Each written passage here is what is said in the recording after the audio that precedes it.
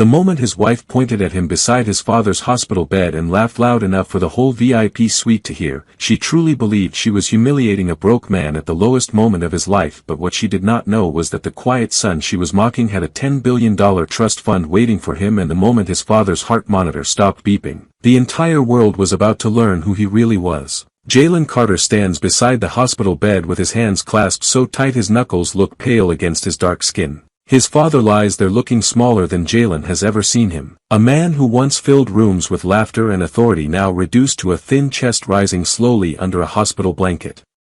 A clear oxygen tube rests beneath his nose. His eyes are half open but unfocused, like he is already standing with one foot in another world. Jalen leans closer and whispers, "Daddy, I'm here, I'm right here." And even though the old man does not speak, his lips move slightly like he is trying to respond. Jalen's throat burns. He has not cried like this since he was a kid. Tears slide down his cheeks in hot, heavy streaks. He tries to wipe them, but his hands are shaking too much. And then behind him a voice cuts through the sacred silence like a knife dragged across glass. "Lord, look at him crying like a baby." Jalen freezes. He knows that voice too well. His wife Renee. She stands near the foot of the bed with her arms folded and a smile sitting on her lips like she is watching a comedy show instead of a man dying. Her blazer is sharp, her hair is perfect, and her eyes are cold. Not one tear. Not one sign that she understands what it means to lose someone. Behind her stands her family. Her mother Laverne wearing a pearl necklace like she came to a church fundraiser. Her father Curtis with his hands in his pockets grinning like he is waiting for a punchline. Two of Renee's cousins lean against the wall laughing quietly to themselves. And her older brother Marcus stands right beside them like a bodyguard for their cruelty. Jalen turns his head slowly and looks at them. His eyes are red, his face wet, his lips trembling. He does not speak because he knows if he speaks right now he will either beg them to stop or he will scream so loud security will have to drag him out. Renee takes a step forward and points at him like he is a child being scolded. "You see this right here," she says loud enough for the whole room to hear. "This is why I always say you were never built like a man." Jalen stares at her. His mouth opens but no words come. The only sound is the soft beep of the monitor and the faint hiss of oxygen moving through the tube. Laverne shakes her head with a fake look of pity. "Renee, baby," she says with a sugary voice, "why you even marry a man like this?" Curtis chuckles and says because she thought she could build him up. "But you cannot build a broken man." The cousins laugh again. Jalen's stomach twists. His father's eyes flutter slightly like he is hearing all of it. And that is what breaks Jalen the most. Not the insult. Not the laughter. But the fact that his father might be hearing his own son being disrespected at the very end. Jalen leans closer to the bed again. "Daddy, please hold on," he whispers. "Please just hold on a little longer." Renee scoffs. Hold on for what, she says. So he can keep pretending he got something to inherit. Jalen's head snaps toward her. "What did you just say?" Renee shrugs like it is obvious. "Come on, Jalen," she says with a mocking tone. "Your daddy been living in this same little house for 20 years. Driving that same old truck. Wearing the same 2 suits to every event.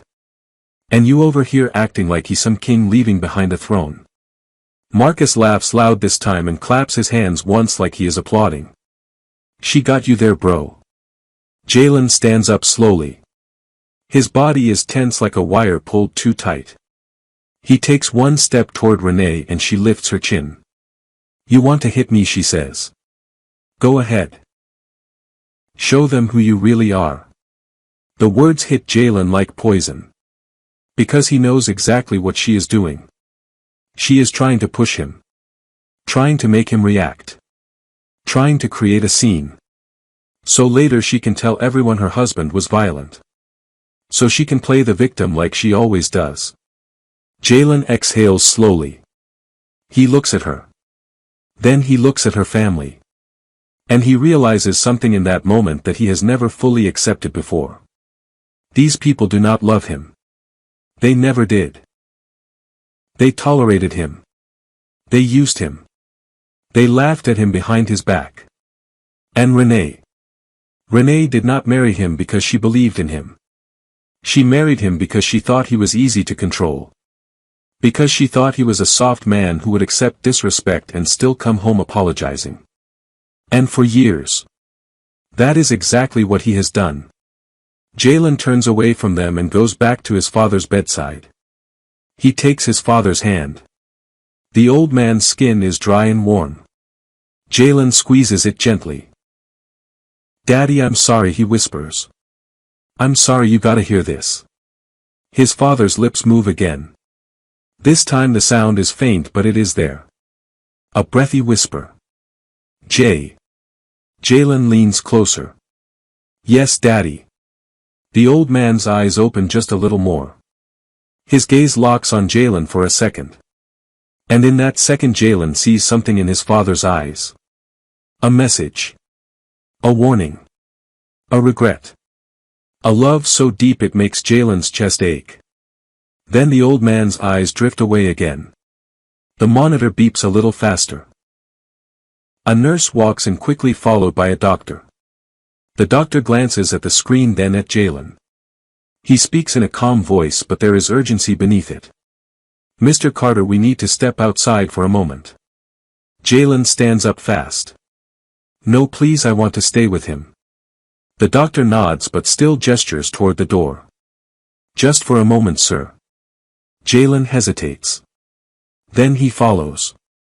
Renee and her family immediately straighten, like they have been waiting for this.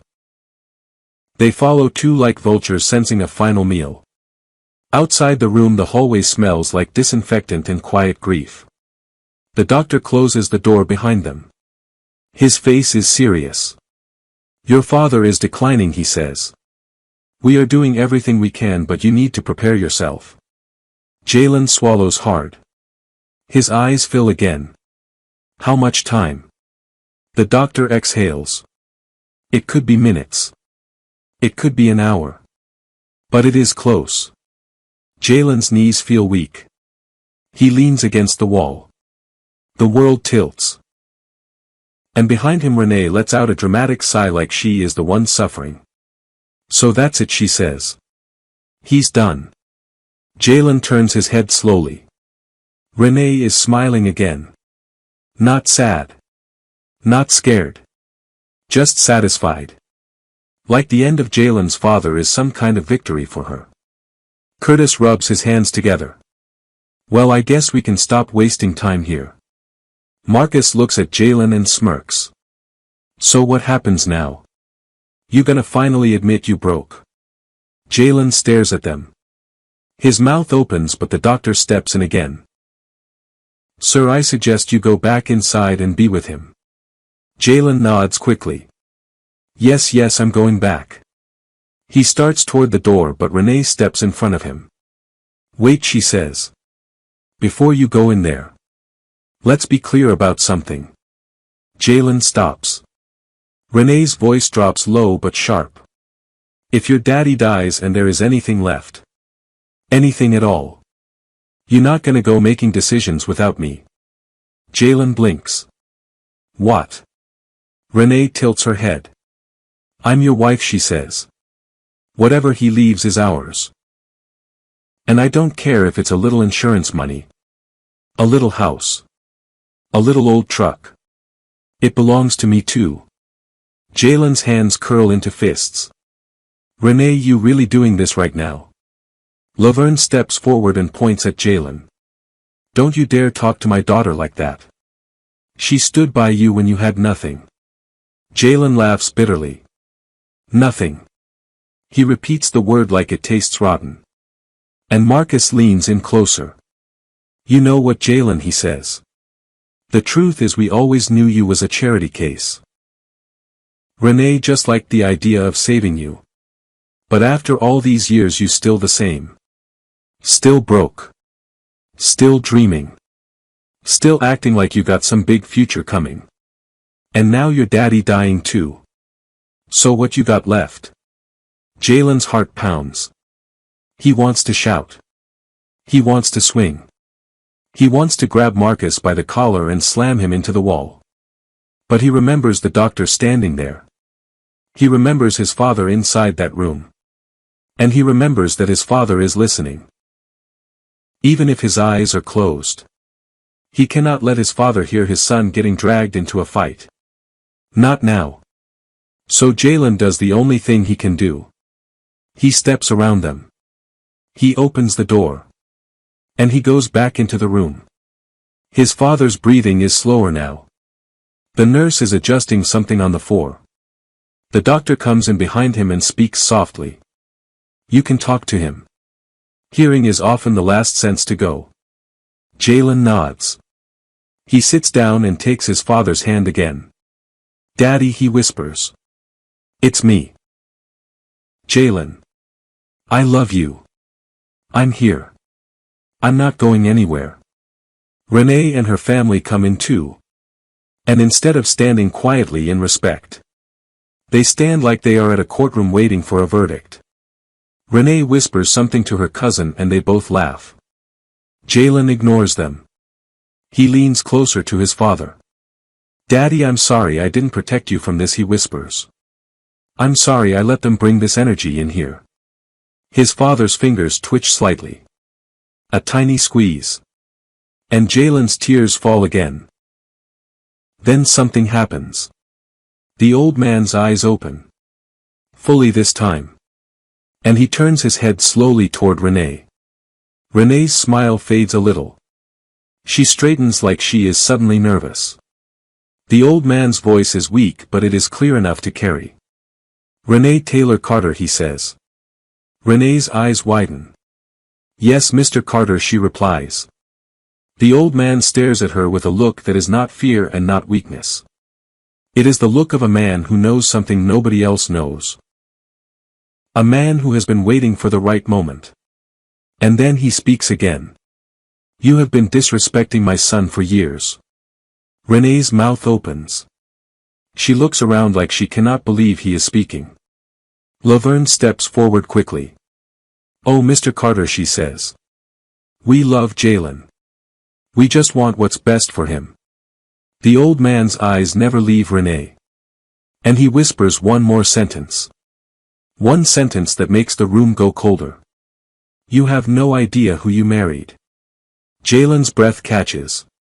Renee's face stiffens. Marcus frowns. Curtis tilts his head. What you mean by that, old man? The old man does not answer. His eyes drift back to Jalen. And for a moment Jalen feels like his father is trying to pass him something. Not money. Not property. But a truth. A secret. A warning. Then the old man's chest rises sharply.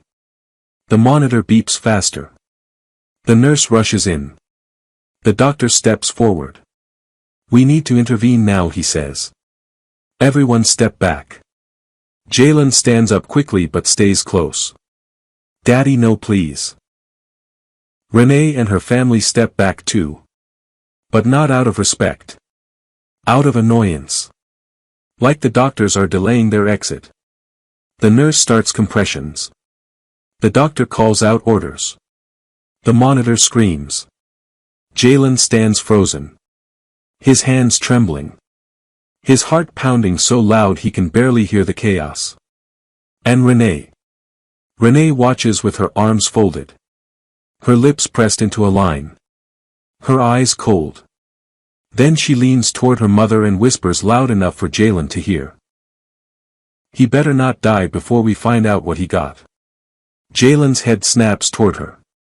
His eyes blazing. Renee smiles slightly. What she says? I'm just being practical. Because if he dies and there's nothing, then we wasted our whole day here.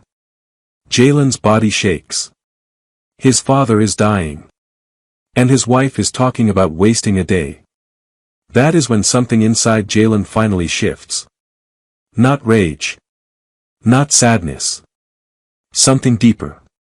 A cold awakening.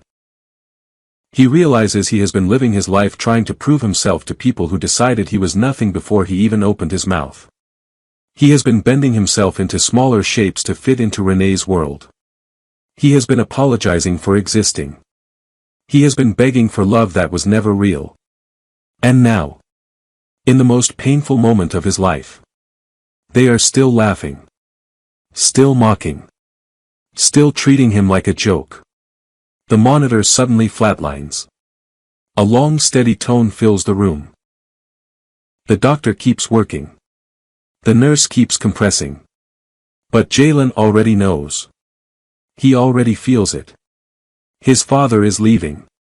And Renée's family is watching like they are waiting for the credits to roll. The doctor finally steps back. He looks at Jalen. His eyes heavy. "I'm sorry," he says. Time of death 6:42 p.m. Jalen's world collapses. He stumbles forward and grabs the bed rail. His mouth opens and a sound comes out that does not even feel human. A broken sob.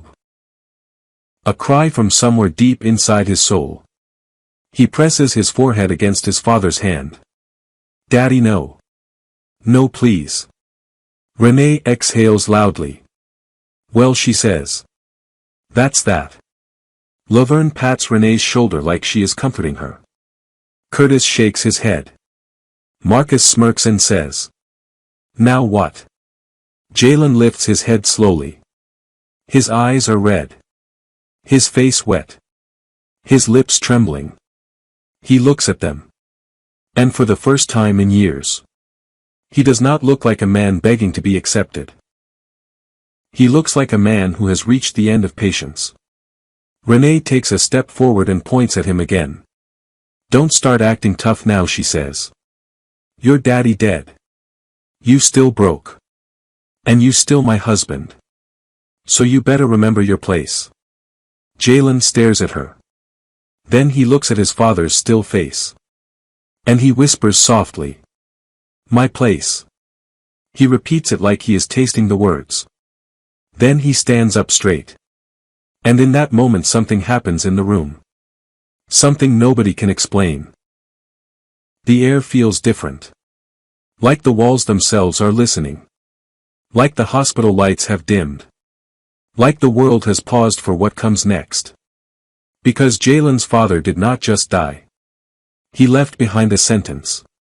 A sentence that is now burning in Jalen's mind. You have no idea who you married. And Jalen does not know it yet. Not fully. But somewhere deep inside his bones.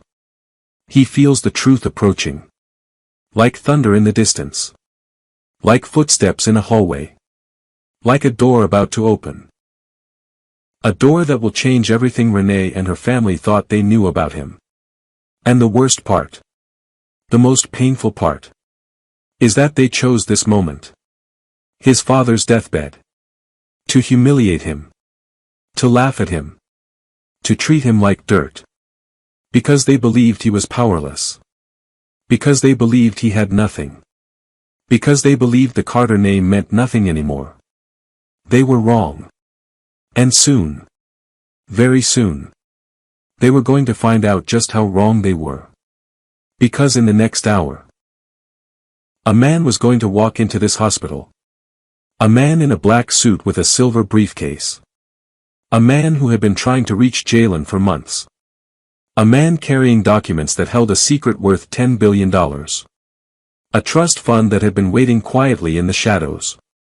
A trust fund that Jalen never knew existed. A trust fund his father protected from everyone. Including his own son. Until the right moment. And the right moment was now. The room stays frozen for a long moment after the doctor says the time of death. The long tone from the monitor has already been silenced, but the silence it leaves behind feels heavier than the sound ever was. Jalen is still holding his father's hand. His forehead pressed against the knuckles like he is trying to pour his grief into the only place it can go. The hospital blanket looks too clean for what just happened. The fluorescent lights look too bright. And the air smells too sterile for a moment this sacred. Renee clears her throat. A sharp impatient sound. Like someone waiting at a bank line that is moving too slowly. "Okay," she says. So what's next? Jalen does not move. He does not respond. Renee steps closer. Jalen, I'm talking to you, she says.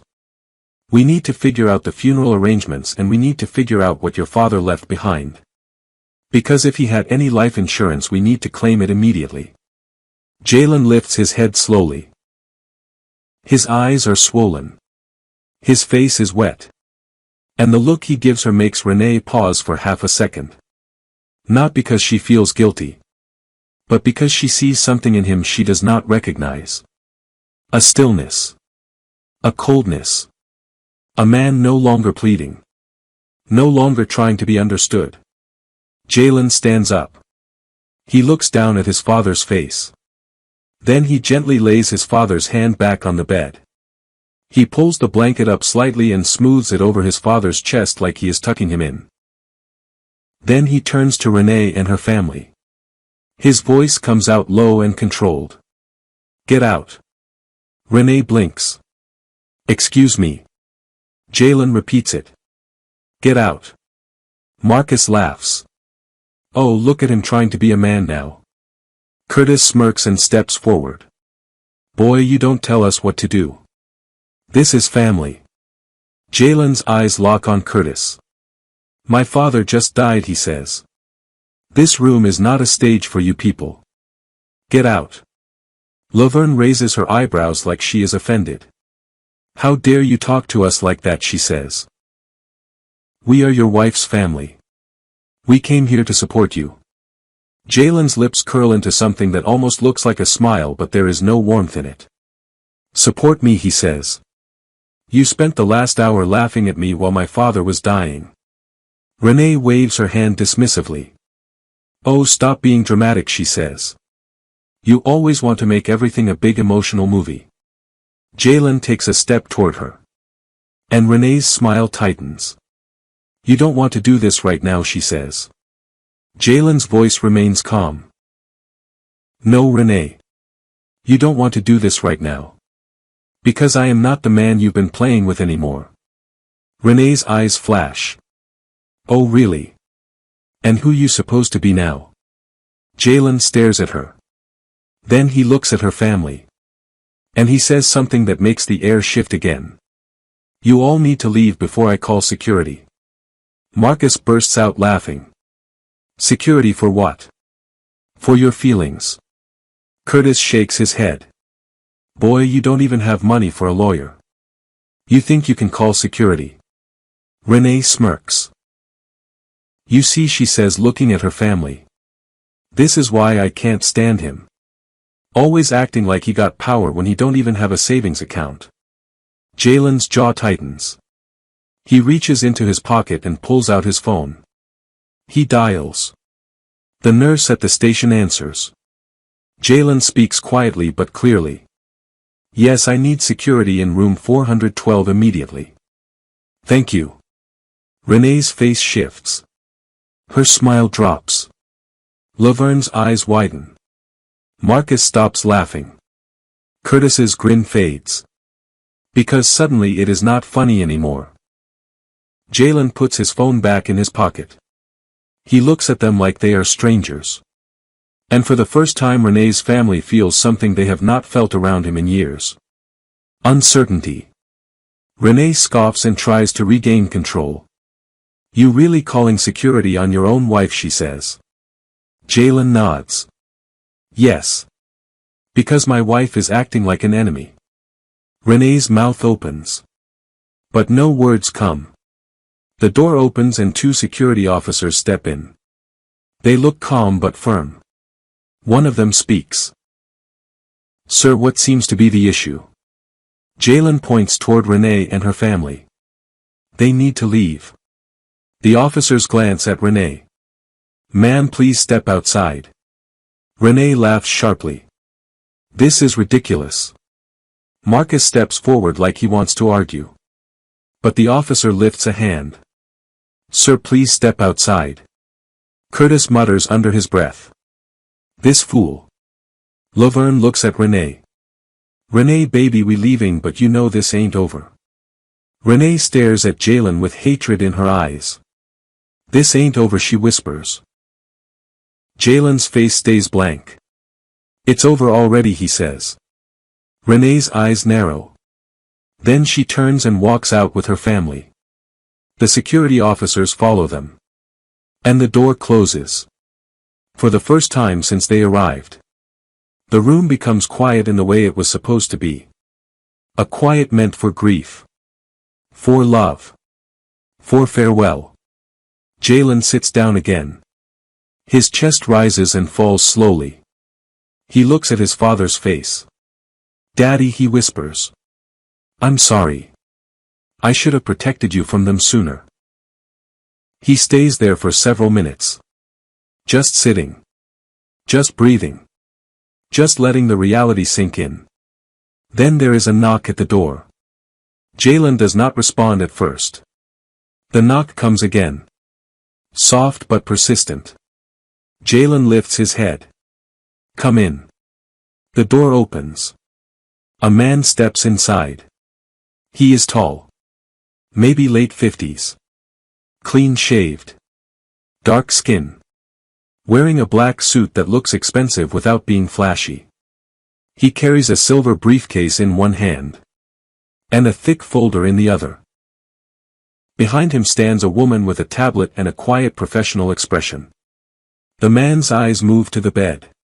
Then to Jalen. His face softens slightly. "Mr. Carter." Jalen stands slowly. "Yes." The man steps forward. "My name is Charles Whitmore," he says. "I'm an attorney." Jalen blinks. "An attorney?" Charles nods. "I'm sorry for your loss." Jalen swallows. "Thank you." Charles looks around the room. Then he speaks carefully. "I was hoping to speak with you privately." Jalen glances at the woman behind Charles. Then back at Charles. "This is private," he says. "My wife and her family just left." Charles nods slowly. "Good." Then he takes a step closer. "Mr. Carter, I've been trying to reach you for months." Jalen frowns. "Reach me? How?" Charles pulls out a card and holds it out. Jalen takes it. "Whitmore and Associates. Trust and Estate Law." Jalen's throat tightens. "What is this about?" Charles glances toward the bed again.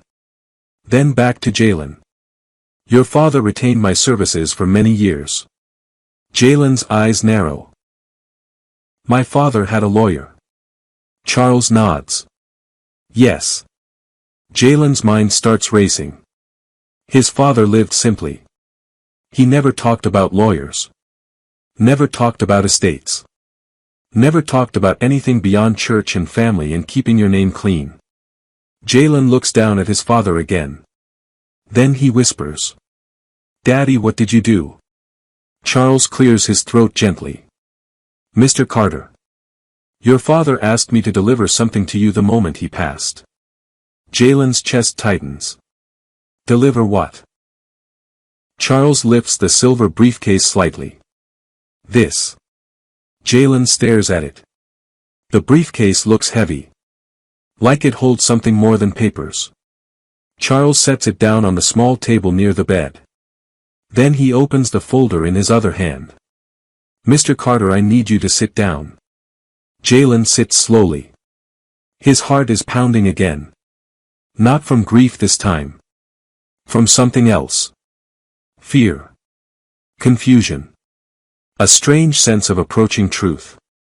Charles opens the folder and pulls out a document. He slides it across the table toward Jalen. Jalen looks down at it. At the top it reads. The Carter Family Trust. Jalen's breath catches. He looks up. "What is this?" Charles speaks slowly. "This is the trust your father created." Jalen shakes his head. "My father didn't have money for a trust." Charles's expression remains calm. "Your father had more money than you can imagine." Jalen stares at him. "No." Charles nods once. "Yes." Jalen's throat feels dry. He tries to laugh but it comes out broken. Sir, you must have the wrong family. Charles leans forward slightly. Mr. Carter. Your father was not who you thought he was. Jalen's eyes widen. What? Charles pulls out another document. He slides it forward too. This one is a certificate. A stock ownership certificate. Jalen's eyes move over it. His brain struggles to process the words. Then he sees the name. Carter Holdings Incorporated. He sees numbers. Shares. Percentages. A value estimate. His hands start shaking. Charles watches him carefully. Your father's name was listed as the sole trustee until his passing. And you, Jalen, are the sole beneficiary. Jalen's mouth opens. But no sound comes. His eyes fill again, but this time it is not grief. It is shock. It is disbelief. It is the feeling of standing on the edge of a cliff and realizing the ground behind you has disappeared. Charles continues. Your father instructed me to reveal the total value only when you were alone and emotionally prepared. Jalen laughs weakly. Emotionally prepared.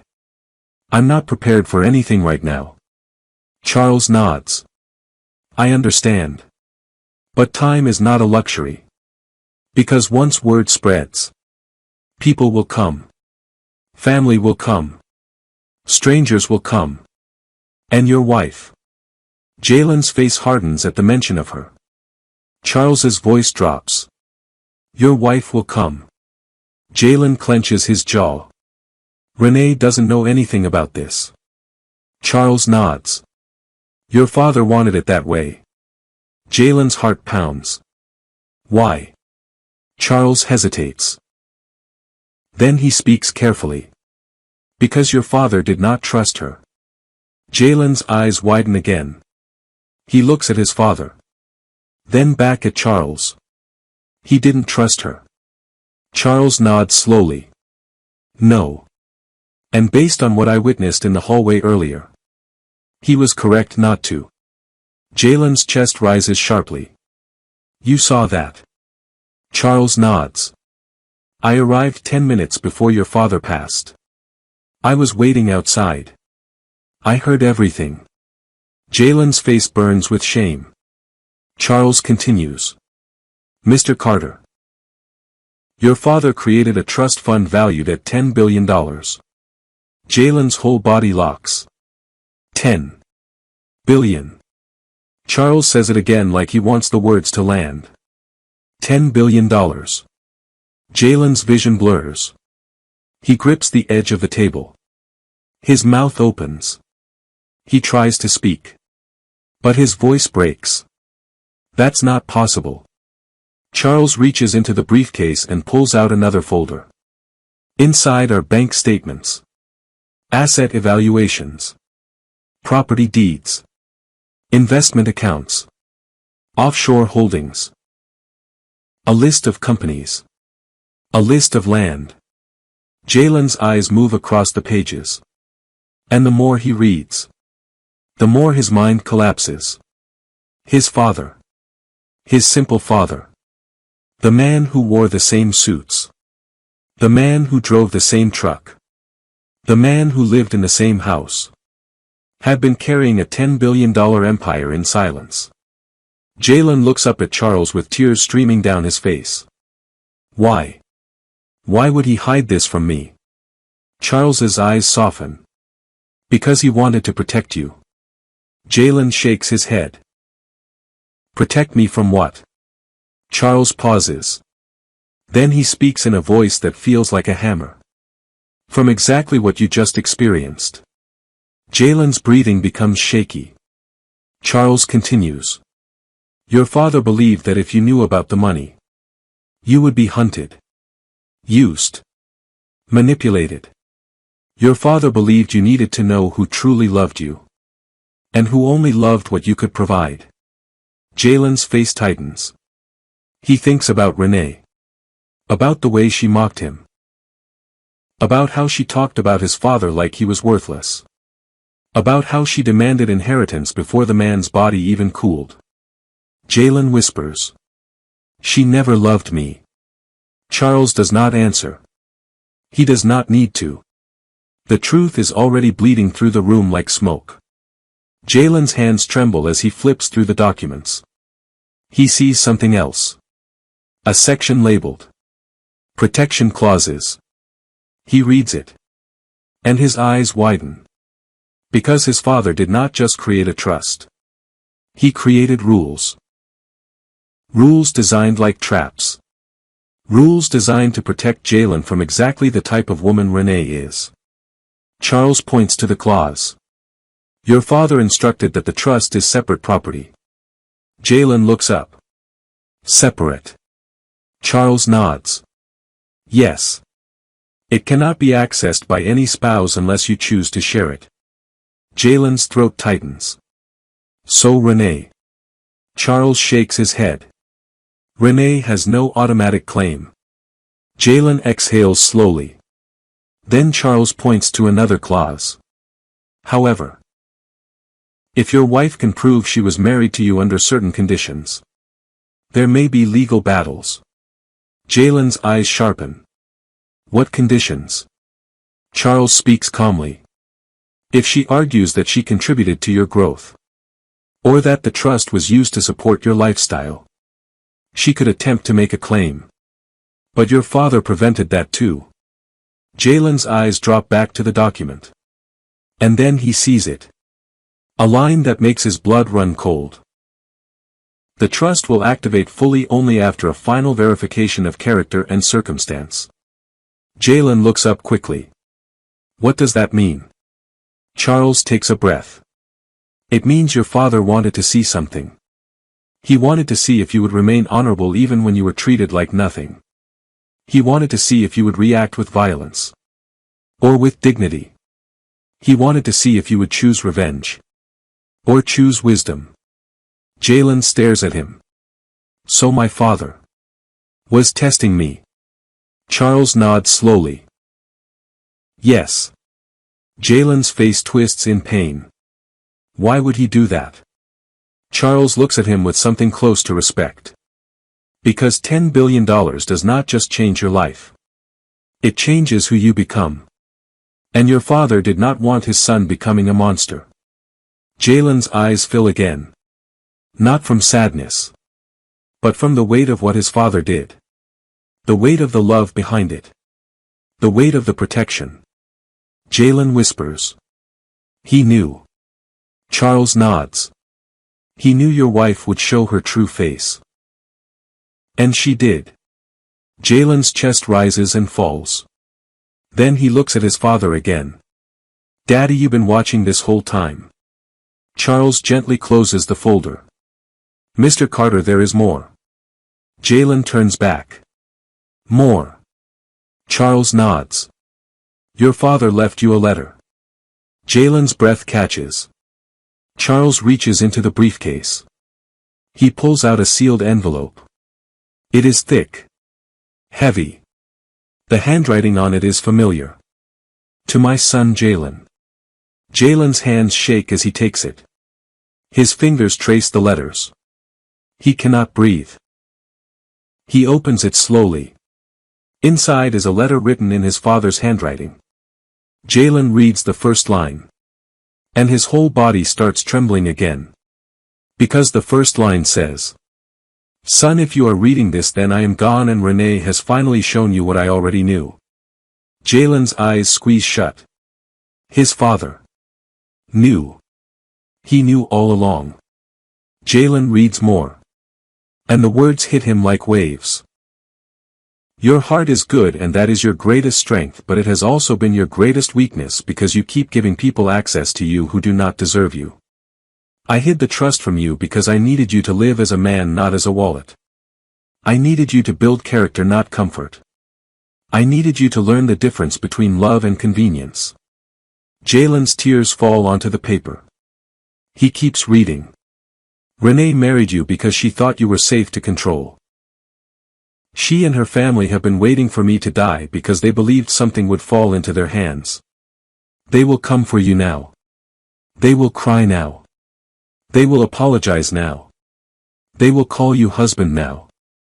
But they do not love you. Do not let them use my death to steal your future. Jalen's breathing becomes shaky. He looks up at Charles. His voice barely works. She is going to come back. Charles nods. Yes. Jalen continues reading. If you are alone, then you did the right thing and I am proud of you. I want you to know that you are not weak because you cry. You are strong because you still love even when people treat you like dirt. But strength does not mean allowing disrespect. Strength means walking away. Jalen wipes his face. Then he reads the final lines. The trust activates at midnight tonight. Until then the accounts are locked. But I have left you one gift you can access immediately. A single account with $10 million. Enough to bury me properly. Enough to stand up for yourself. Enough to begin. Jalen's eyes widen. 10 million. Immediately. Charles nods as if reading his thoughts. Yes. We can access it as soon as you sign the documents. Jalen sits back. His mind spinning. His father is dead. His wife hates him. His life is about to explode. And somewhere behind the hospital walls, Renee and her family are probably already planning how to take what they think is coming. Jalen whispers. They don't know. Charles shakes his head. No. They think your father left you nothing. Jalen's face hardens. And that is when a new emotion enters him. Not rage. Not revenge. A calm. A dangerous calm. Because he realizes something now. Renee and her family humiliated him at the deathbed. They laughed. They pointed. They called him broke. They treated his father like he was nothing. They treated Jalen like he was nothing.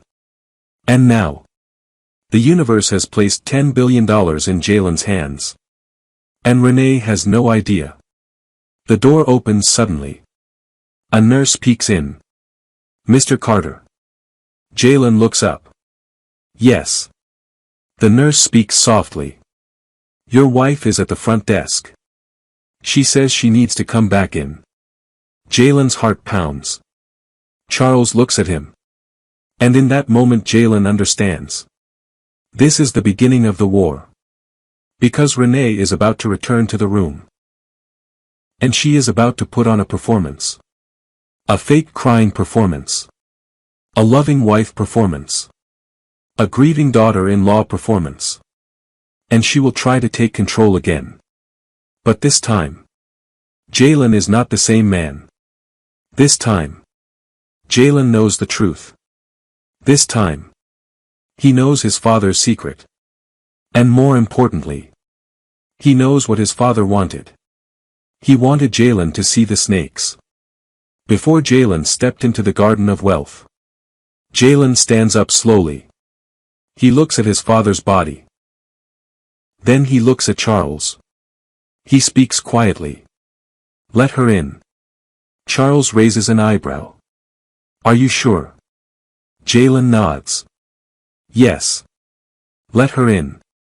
Because I want to see how far she will go.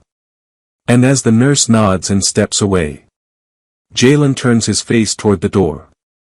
His eyes still wet. But his spine straight. His hands steady. His heart burning. Because Renee is coming back. And she still thinks she is the one in control. She has no idea. That the man she humiliated. The man she mocked. The man she called broke. Is about to become one of the richest men in America. And the next time she points her finger at him, she will be pointing at a man holding $10 billion in silence. A man whose father just handed him power from beyond the grave. And Jalen will let her talk. Let her laugh. Let her act. Because soon, very soon, he is going to show her the truth. And when that truth hits her, it is going to hit her harder than any slap. Harder than any insult. Harder than any humiliation. Because the humiliation is about to reverse. And Renee. Renee is about to learn what it feels like to stand in front of a room full of people. And realize the man she tried to break was never weak. He was simply waiting for the moment he finally understood his worth. The door opens again with a soft click and the hallway light spills into the room like a spotlight coming on. Renee enters first, and she does not walk in like a wife who just lost her father-in-law. She walks in like an actress arriving late to a scene she expects to control.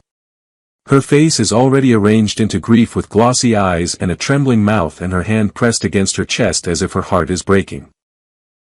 Behind her comes Laverne with a tissue already ready in her fingers, and Curtis with a solemn expression that looks borrowed, and Marcus with his jaw tight like he is pretending to be respectful. The cousins follow too, and they are suddenly quiet like they remember there are rules inside hospitals and cameras in hallways and witnesses everywhere. Renee's eyes sweep the room, and the first thing she does is look at the bed and then look away quickly as if the sight of Jalen's father is too painful. Then she turns her attention to Jalen, and her expression shifts into something softer, more helpless, more sweet. "Baby," she says in a shaky voice, "I'm so sorry. I didn't mean anything I said earlier. I was just overwhelmed and scared." Jalen stands beside the bed with his arms relaxed at his sides and his face still wet from tears, but now his eyes are steady like a man watching a storm approach from a safe place. Charles Whitmore remains near the table holding his folder and observing silently, and the assistant stands by the door with her tablet ready like she is taking notes on everything happening. Renee notices the lawyer, and her eyes narrow just slightly before she forces her grief back onto her face. "Who is that?" she asks with a weak little sniff like she is too broken to even be curious. Jalen answers calmly and slowly, so every word lands with weight. "This is Mr. Whitmore, my father's attorney, and he is here because my father asked him to be here." Renee's eyebrows lift, and the first crack appears in her performance because she is thinking lawyer means money and money means opportunity. Laverne steps forward quickly with a gentle voice that sounds like syrup. "Oh my goodness," she says, "your father had an attorney. That's wonderful, baby. We can handle everything properly now." Curtis nods as if he suddenly respects the dead man more now that paperwork is involved, and Marcus tries to look casual, but his eyes are sharp and hungry. Renee walks closer to Jalen and reaches for his hand, and her fingers are warm, but the touch is strategic like she is trying to reclaim ownership in front of the witness. Jalen does not pull away yet because he wants to see what she will do next, and he wants her to believe she still has a chance to play him. Renee squeezes his hand and leans her face closer to his shoulder, and she makes a small sob sound that is practiced and clean. "Baby," she whispers, "we need to be strong right now. We need to make decisions together." Jalen nods slowly like he agrees, and Renee's eyes brighten for half a second because she thinks she is winning back control. Then Renee turns toward Charles, and her voice becomes more respectful as if she is speaking to power instead of a person. "Mr. Whitmore," she says, "thank you for being here. We appreciate you so much in this hard time." Charles nods politely, but his eyes remain unreadable and he does not smile, and that makes Renee uncomfortable because she cannot manipulate a face that does not respond. Renee continues anyway because she is committed to the act now. "I just want to make sure my husband is protected," she says. "Jalen is emotional and he can be a little fragile, so I will help him handle all the legal stuff." Jalen hears the word fragile and he feels the insult hidden inside it, but he keeps his face calm and keeps his breathing slow because he remembers his father's letter and the line about dignity. Charles finally speaks in a quiet, firm voice that fills the room without needing volume. "Mrs. Carter," he says, "your husband is the client and I will speak with him directly about all matters concerning his father's estate." Renee's smile stiffens and she laughs softly as if she is embarrassed. "Of course," she says, "I just meant we are a team." Marcus steps forward with that same arrogant energy he carried earlier, but now he tries to wrap it in politeness. "So what are we looking at here?" he asks like he is asking about the weather. Charles looks at him for a moment and then answers without giving him anything. "This is a private matter between Mr. Carter and me." Marcus's face tightens and Curtis clears his throat like he is offended. "Now hold on," Curtis says, "we are family too and we are here to support Jalen and Renee." Charles nods once and keeps his voice steady. "Support is welcome, but the legal matters remain private unless Mr. Carter decides otherwise." Renee's eyes flick to Jalen again and she squeezes his hand harder like she is reminding him that she is his wife and she expects access. Jalen looks at Renee's face and sees the hunger behind the sadness and he realizes she is not mourning his father, she is measuring what she can gain from his death. Renee suddenly turns toward the bed and walks closer to the body and she lets out a loud sob that is meant to sound genuine. "Oh Daddy Carter," she cries, "why did you have to leave us like this? You were such a good man." She places her hand on the blanket near the old man's chest and she shakes her head dramatically like she is speaking to heaven. Laverne joins her and starts crying too, and the cousins begin making soft sad noises, and Curtis places a hand on Renee's shoulder like he is the strong father supporting his grieving daughter. The performance is almost perfect, and if someone walked in right now they would believe Renee loved that man deeply.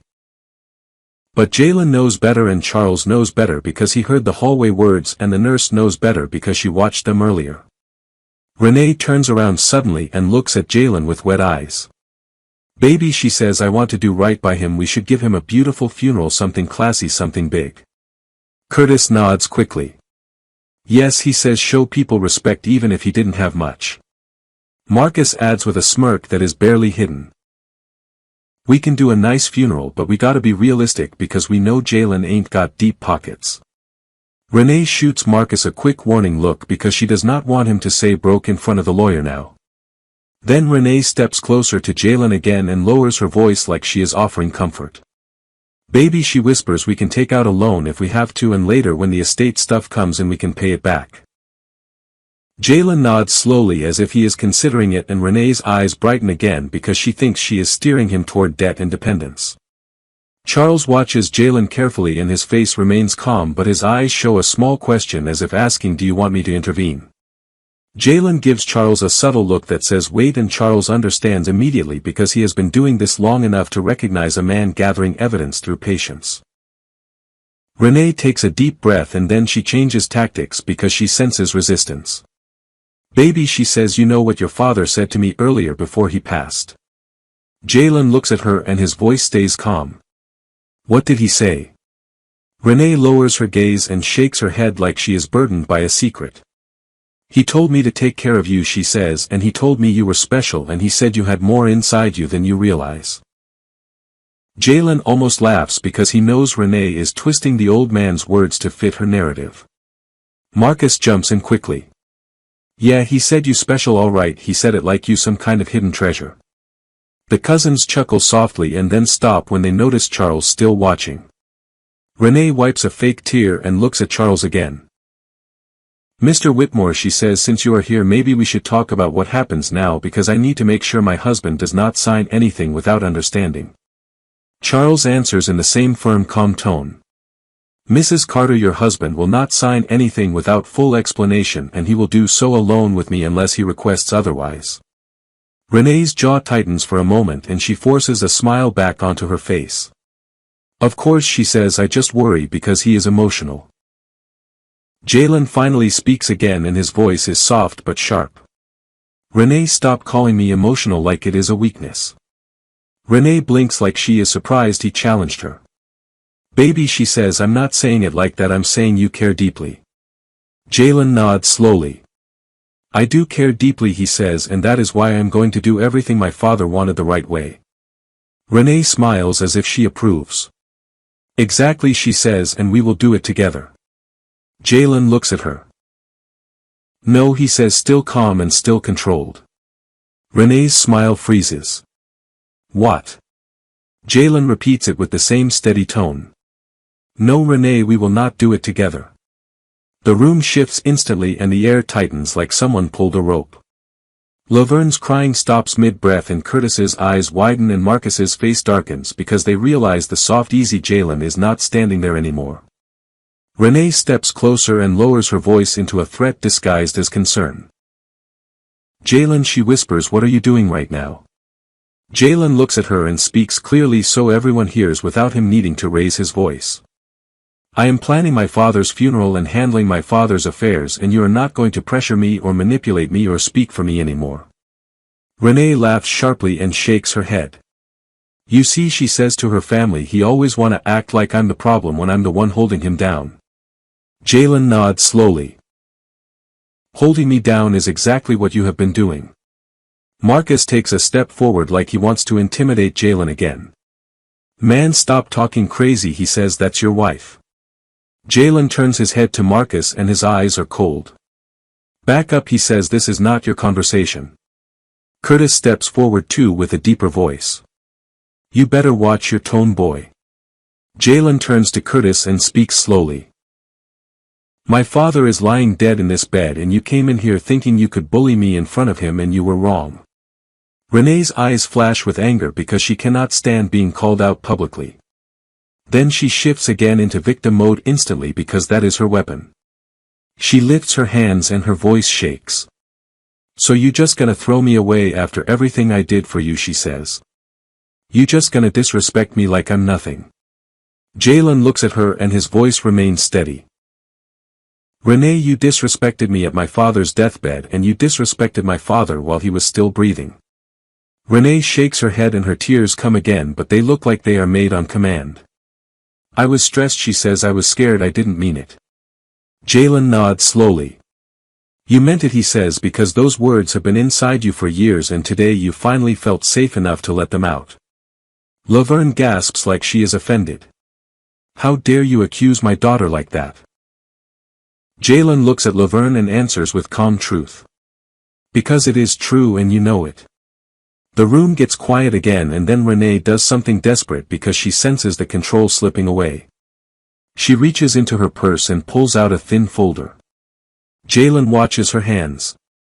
Renee holds the folder out toward him with a trembling smile. Baby, she says, I was actually already working on things earlier before he passed because I wanted to help you. I printed some documents you might need to sign to release his body and handle hospital stuff.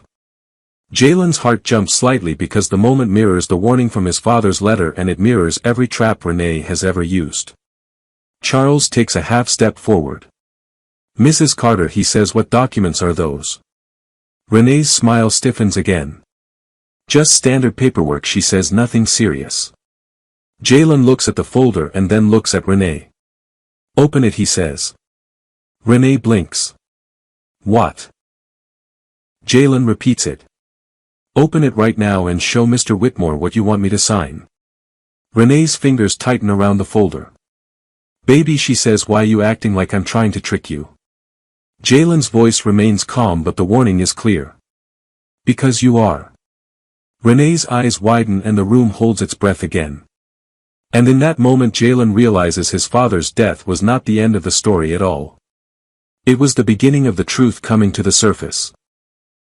Because Renee did not just come back to grieve. She came back to take control. She came back to get signatures. She came back to lock her claws into whatever she thought was coming.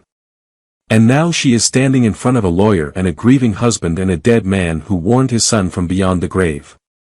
And Renee has no idea that the trap she is setting is about to snap back on her. Because Jalen is not signing anything. Not without reading. Not without protection. Not without understanding that every smile Renee gives him today is built on greed. And as Renee hesitates with that folder in her hand, Jalen can feel the turning point approaching like a train you can hear before you see. Because either she opens the folder and exposes her plan, or she refuses and reveals even more. And either way, the woman who mocked him in the hallway is about to lose the mask she is so proud of wearing. Renee stands there holding the folder like it suddenly weighs 100 pounds, and the fake trembling in her hands becomes real trembling because she realizes she has been cornered. The whole room is watching her now, and the hospital lights feel harsher because truth has a way of making everything look sharper. Jalen does not move and he does not raise his voice, and that calm is what scares Renee the most because she has always relied on pushing him into emotion. She has always relied on making him react so she can call him weak or unstable. But now he is still and steady and watching her like a man who finally sees her clearly. Charles Whitmore takes another slow step forward and his voice remains polite, but it carries authority like a judge reading a sentence. Mrs. Carter, he says, please open the folder and show me what documents you want Mr. Carter to sign. Renee swallows and tries to smile again, but her lips are tight and her eyes are darting. It's just hospital stuff, she says, and her voice cracks slightly like she is trying to sound innocent. Marcus shifts his weight and looks at Renee like he is silently telling her not to fold. Curtis clears his throat and tries to intimidate Charles with a deep voice. Sir, he says, she said it's hospital paperwork, so why you acting like she trying to rob somebody? Charles turns his head slowly toward Curtis and his expression stays calm but his eyes harden like steel. Because I have been doing this for 30 years, he says, and I have never once seen hospital paperwork brought in by a spouse inside a purse like a secret.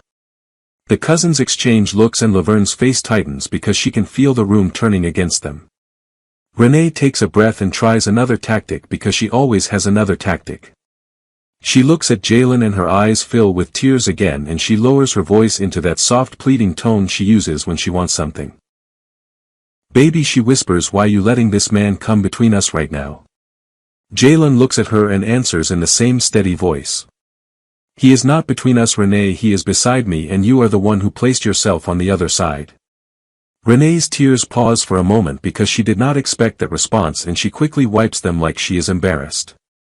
Then she laughs softly and shakes her head like she is the one being hurt. You see, she says to her family, he always want to act like I'm some villain. Laverne steps forward and points at Jalen. You better stop this foolishness right now, she says, because Renee has been your wife for 8 years and she done carried you on her back. Jalen's eyes shift to Laverne and he speaks slowly. Carried me how? Laverne opens her mouth then closes it because she cannot name one real thing Renee did that was love and not control. Renee finally exhales and flips the folder open with an angry motion like she is forced to show her cards. She pulls out the first paper and holds it up. This one is the hospital release form, she says, and her voice sounds too loud now because she is nervous. Charles reaches for it and Renee hesitates for half a second before handing it over. Charles reads it quickly and nods. This is legitimate, he says. Renee's face brightens for a second like she just proved her innocence. Then she pulls out the second paper and holds it up too. And this one, she says, is for the funeral home authorization so we can move his body and start arrangements. Charles reaches again and Renee hands it over. Charles reads it and nods again. Also legitimate, he says. Renee looks at Jalen like she just won. See, she says, I'm trying to help you. Jalen nods slowly. Then he speaks with calm precision. Keep going. Renee's smile fades slightly. What? Jalen repeats it. Keep going, Renee, show the rest. Renee's fingers tighten on the folder. Marcus steps forward and speaks in a warning tone. Man, you doing too much now, she already showed you the papers. Jalen turns his head toward Marcus and answers calmly. Back up again. Marcus's jaw tightens but he steps back because Charles is watching and the hospital setting is not the street. Renee swallows and pulls out the third paper. Her eyes flick to Charles and then back to Jalen. This one, she says, is just a standard family agreement form. Jalen's eyes narrow. A family agreement form. Charles's hand reaches out and Renee hesitates again before she hands it over. Charles reads it and his expression changes immediately. The calm mask cracks just enough to show disgust. Renee's heart seems to stop for a moment. Because Charles looks up slowly and his voice becomes colder. Mrs. Carter, he says, why is there a clause here stating that Mr. Carter agrees to share all future inheritance assets with his spouse under community property? Renee's face goes pale for half a second. Then she laughs too quickly and too loudly. Oh, that, she says, that's just standard, it's nothing serious, it's just for protection so the family stays together. Charles shakes his head. No, he says, this is not standard and it is not necessary for hospital release or funeral arrangements. Renee's eyes widen. Jalen's voice stays calm. So you tried to slip that in. Renee's voice rises. No, I didn't try to slip anything in, I just wanted us to be protected. Jalen stares at her. Protected from what? Renee opens her mouth and closes it. Her eyes flick toward her mother and her brother. And Jalen sees it clearly now. She thought his father had money. She thought there was an inheritance. She thought if she could get Jalen to sign something while he was grieving she could lock herself into the money legally. Renee's face tightens and she shifts into anger because she knows her mask is slipping. So what if I did? She snaps.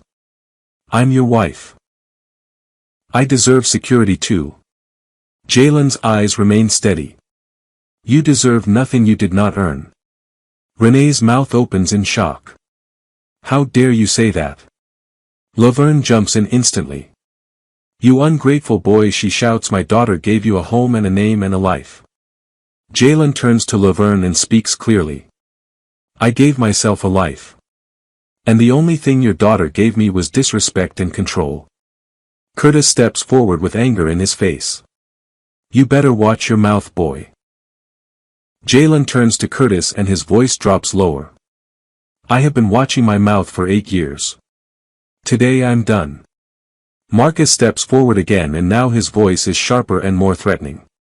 Man, you really want to do this right now with your daddy dead in the bed? Jalen's eyes flash. Do not use my father's death to threaten me. Charles steps forward and speaks firmly. Sir, if you cannot remain respectful, I will ask security to remove you again. Marcus stares at Charles and then steps back with a muttered curse. Renee's breathing is heavy now and she looks at Jalen like she hates him. Then she tries one last desperate tactic because she is losing the room. She turns toward the bed again and suddenly drops to her knees beside it. She presses her forehead against the blanket and begins sobbing loudly. Daddy Carter, she cries, please forgive me, please forgive us. The performance is dramatic and messy now because she is panicking. The cousins look uncomfortable and Curtis glances around like he is realizing this is going wrong. Jalen watches Renee crying at the bed and he feels something strange inside him. Not pity. Not love. A deep exhaustion. Like he has been carrying this marriage on his back and now he finally set it down. Charles closes the document folder and speaks calmly. Mrs. Carter, he says, you will not be presenting any documents to Mr. Carter again without my review. Renee lifts her head and her eyes are wet and furious. You can't do that, she says, I'm his wife. Charles answers without blinking. I can and I will. Because your actions today indicate a conflict of interest. Renee stands up quickly. Conflict of interest, she repeats. She laughs bitterly. You acting like I'm some criminal. Jalen speaks softly but clearly. You are acting like one. The words hit Renee like a slap. Her mouth opens. Her eyes widen. And for a moment the room goes silent again. Because Renee realizes something terrifying. Jalen is no longer afraid of her. Renee turns her head toward her family and her voice becomes sharp. You see this, she says. You see how he talking to me. Laverne steps forward again and points at Jalen. You better apologize to my daughter right now. Jalen shakes his head slowly. No. Curtis's face tightens. Boy, you gonna regret this. Jalen looks at Curtis and his voice remains calm but every word carries weight. I already regretted 8 years of my life.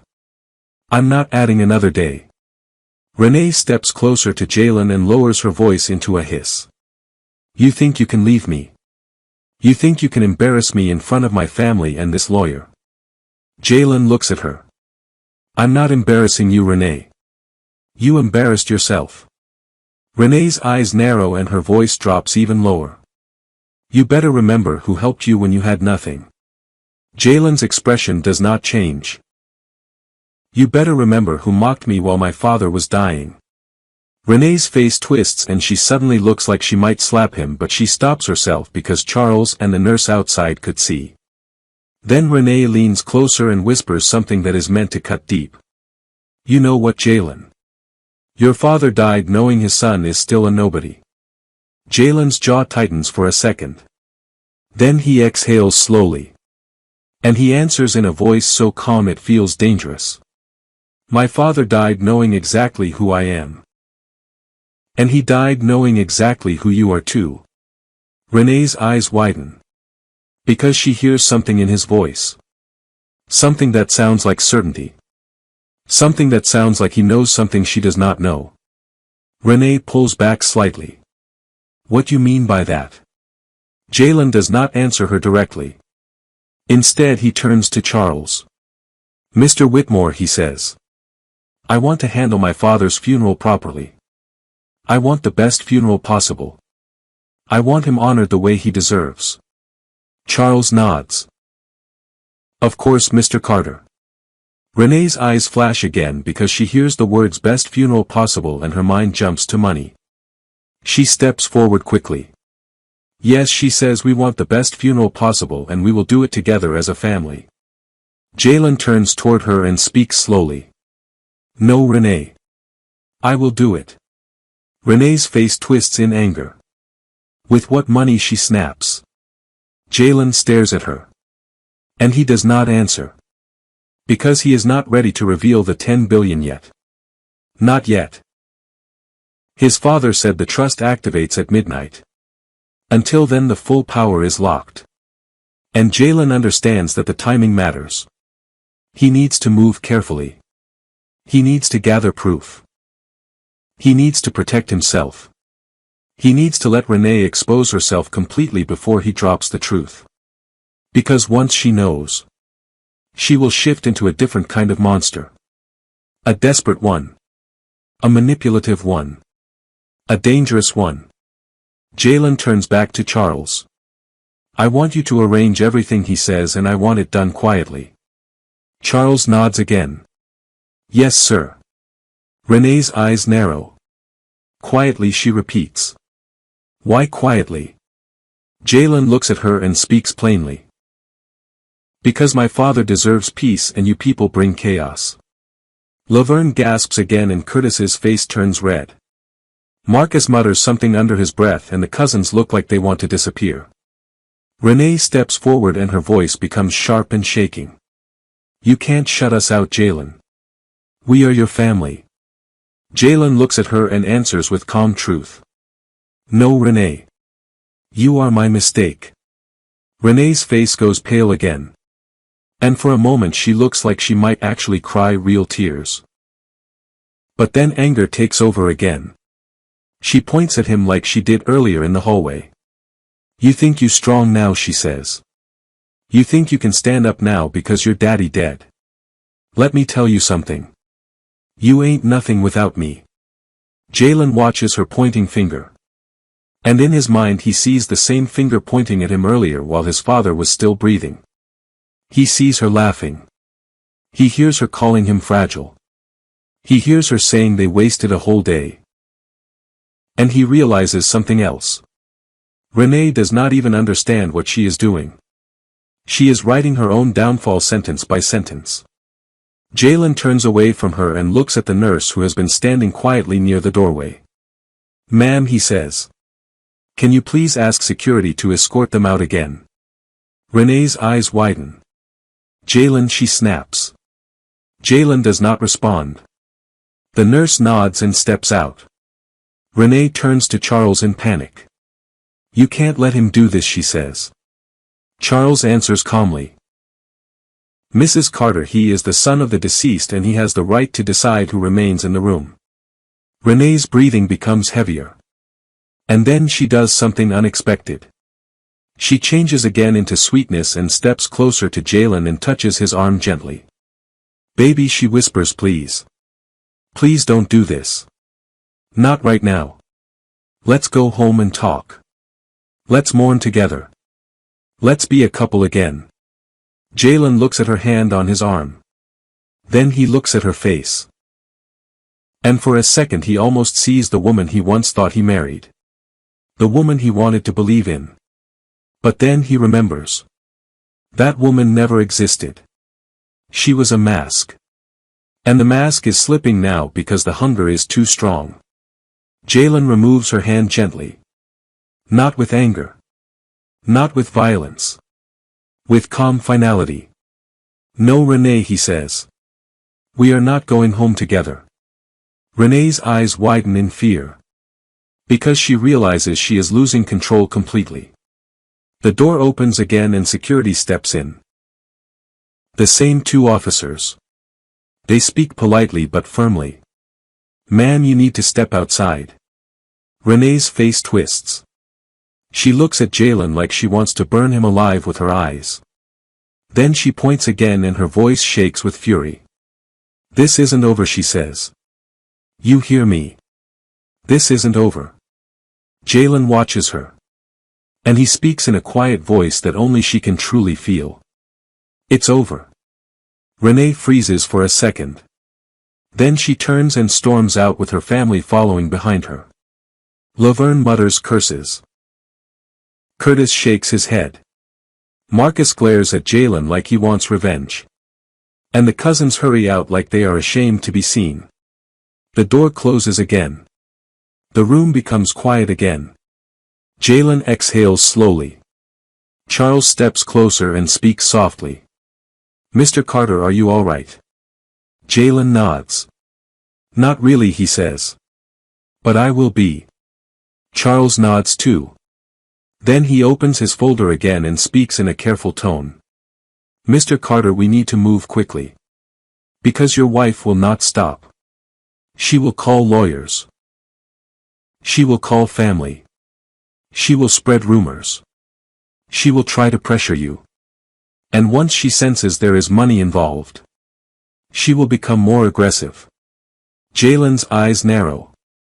"She already senses it." Charles nods. "Yes.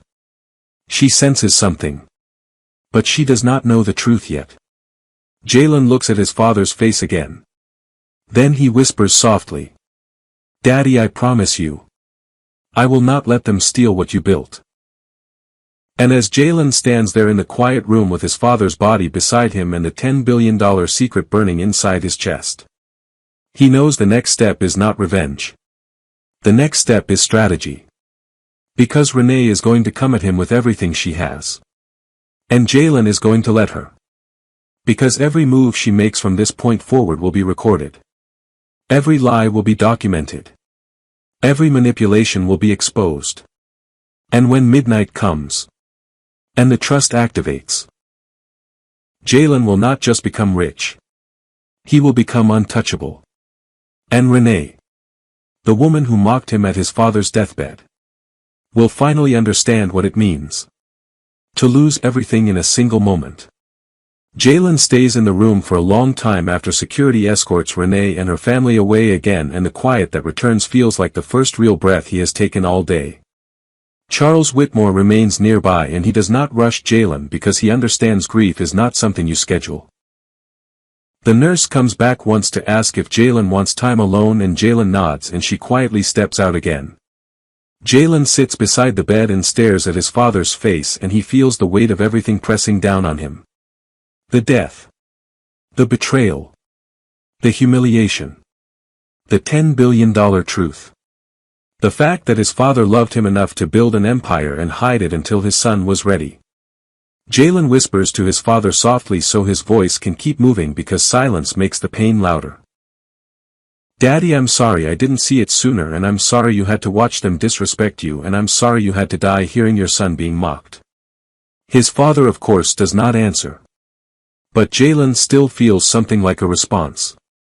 Like his father's spirit is still in the room watching him and waiting for him to stand up the right way. Charles finally speaks in a low respectful tone. "Mr. Carter, I know this is painful, but there are a few urgent steps we need to take tonight." Jalen nods slowly. "Tell me." Charles opens his folder and pulls out a set of documents that look official and heavy.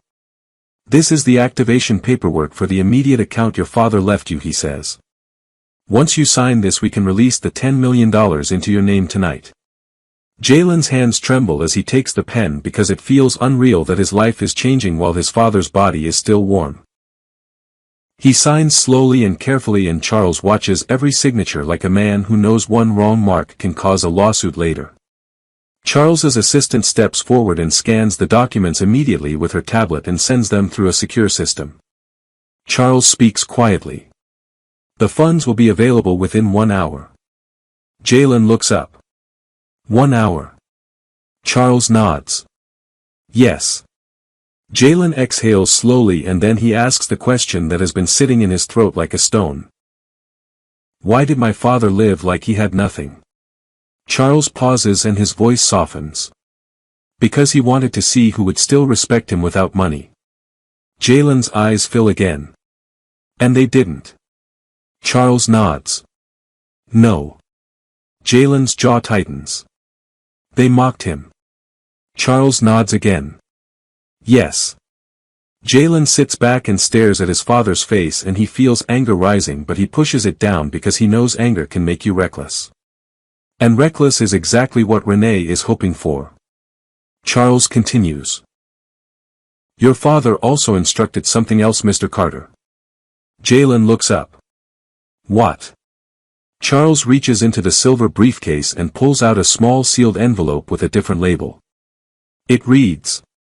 Funeral instructions. Jalen's throat tightens. Charles places it on the table gently. He wanted you to open this after the first account was activated, he says. Jalen takes the envelope and opens it slowly, and inside is a letter written in his father's handwriting again. Jalen reads it silently at first, then his lips begin moving because the words are heavy and they feel like a final conversation. Son, I do not want a cheap funeral, and I do not want a flashy funeral either. I want a funeral that tells the truth about who I was and who you are. I want the city to know that the Carter name is not dead and the Carter blood is not weak. But I also want you to remain humble because the money is a tool, not a crown. I want you to bury me with dignity, and then I want you to walk away from Renee with dignity too.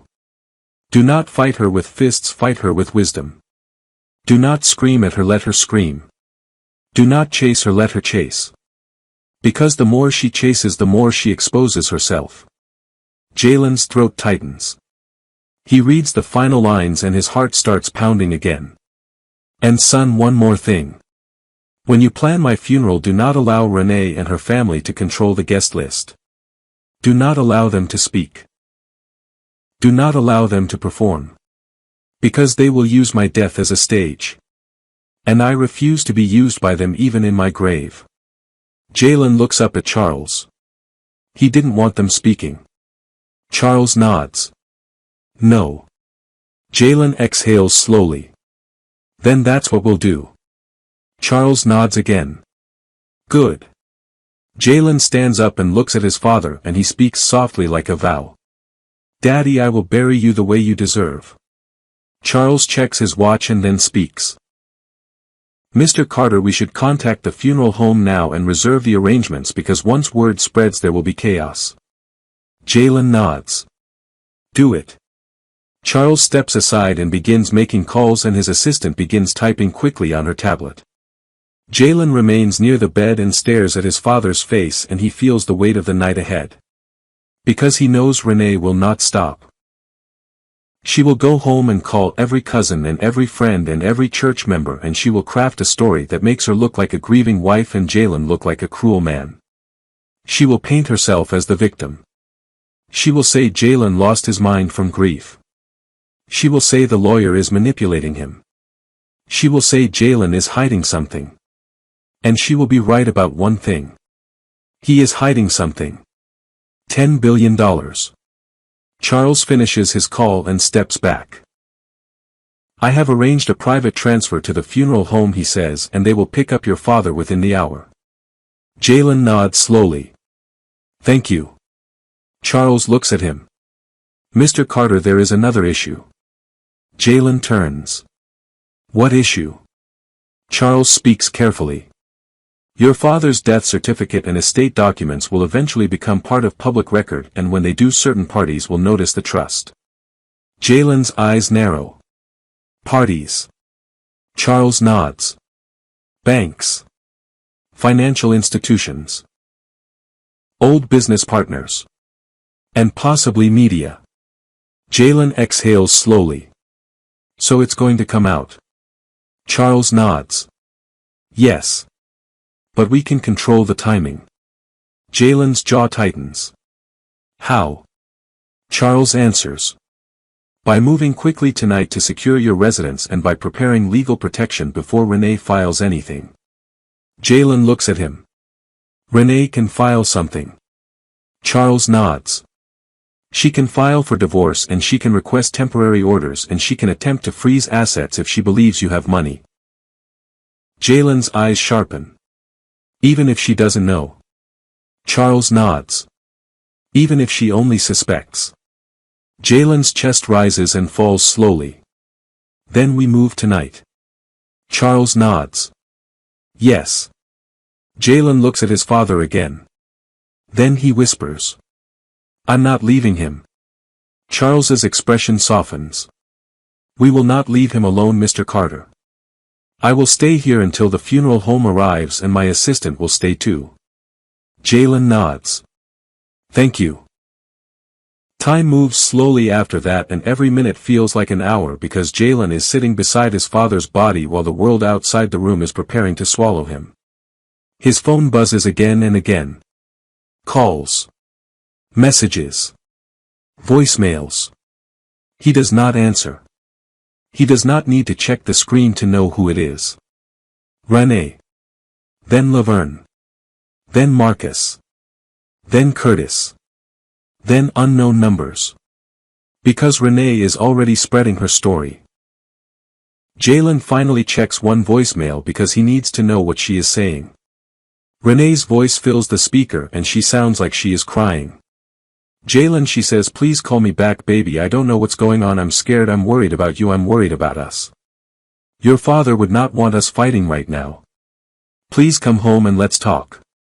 Jalen's jaw tightens because the manipulation is so obvious now. She is using his father's name like a weapon. Jalen deletes the voicemail. Charles watches him. She is performing, he says quietly. Jalen nods. I know. Another hour passes and finally the funeral home team arrives quietly with a stretcher and soft respectful voices. They treat Jalen's father with care and they speak to Jalen gently and they allow him one final moment. Jalen leans down and kisses his father's forehead and his lips tremble. I love you, Daddy, he whispers, and I promise I will be okay. Then they wheel his father out and the bed becomes empty and the room feels like it has lost its soul. Jalen stands there staring at the empty space and he feels like the ground is missing beneath him. Charles steps beside him. Mr. Carter, the funds should be available now. Jalen turns slowly. Charles hands him his phone and shows him the confirmation. $10 million. Available balance. Jalen stares at the screen. His hands shake. He has never seen a number like that in his life. And yet, it does not make him feel happy. It makes him feel heavy. Because he knows money cannot bring his father back. But it can do something else. It can protect his father's legacy. It can protect Jalen's future. It can stop Renee from destroying him. Charles speaks softly. Mr. Carter, we need to leave now. Jalen nods. Okay. They walk out of the hospital together and the hallway feels different now. Not because Jalen is rich. But because Jalen is awake. They reach the lobby and there Renee is waiting exactly like Charles predicted. She is standing near the front desk with her arms crossed and her face arranged into sadness again. Her family is behind her like a pack waiting for the moment to pounce. Renee steps forward quickly when she sees Jalen. Baby, she says, please. Jalen stops walking. Charles stops too. Renee reaches for Jalen's hand again. Jalen gently pulls his hand away and Renee's face flickers with frustration. Why are you doing this, she whispers. Jalen speaks calmly. Renee, I am not discussing anything right now. Renee's eyes flash. So you really just going to shut me out? Jalen nods. Yes. Because you showed me who you are today. Renee's voice rises. I showed you who I am. You the one acting crazy. You called security on me. You embarrassed me. Jalen's eyes remain steady. You embarrassed yourself. Marcus steps forward. Man, stop talking to her like that. Charles steps forward calmly. Sir, if you continue I will contact security again. Marcus glares but steps back.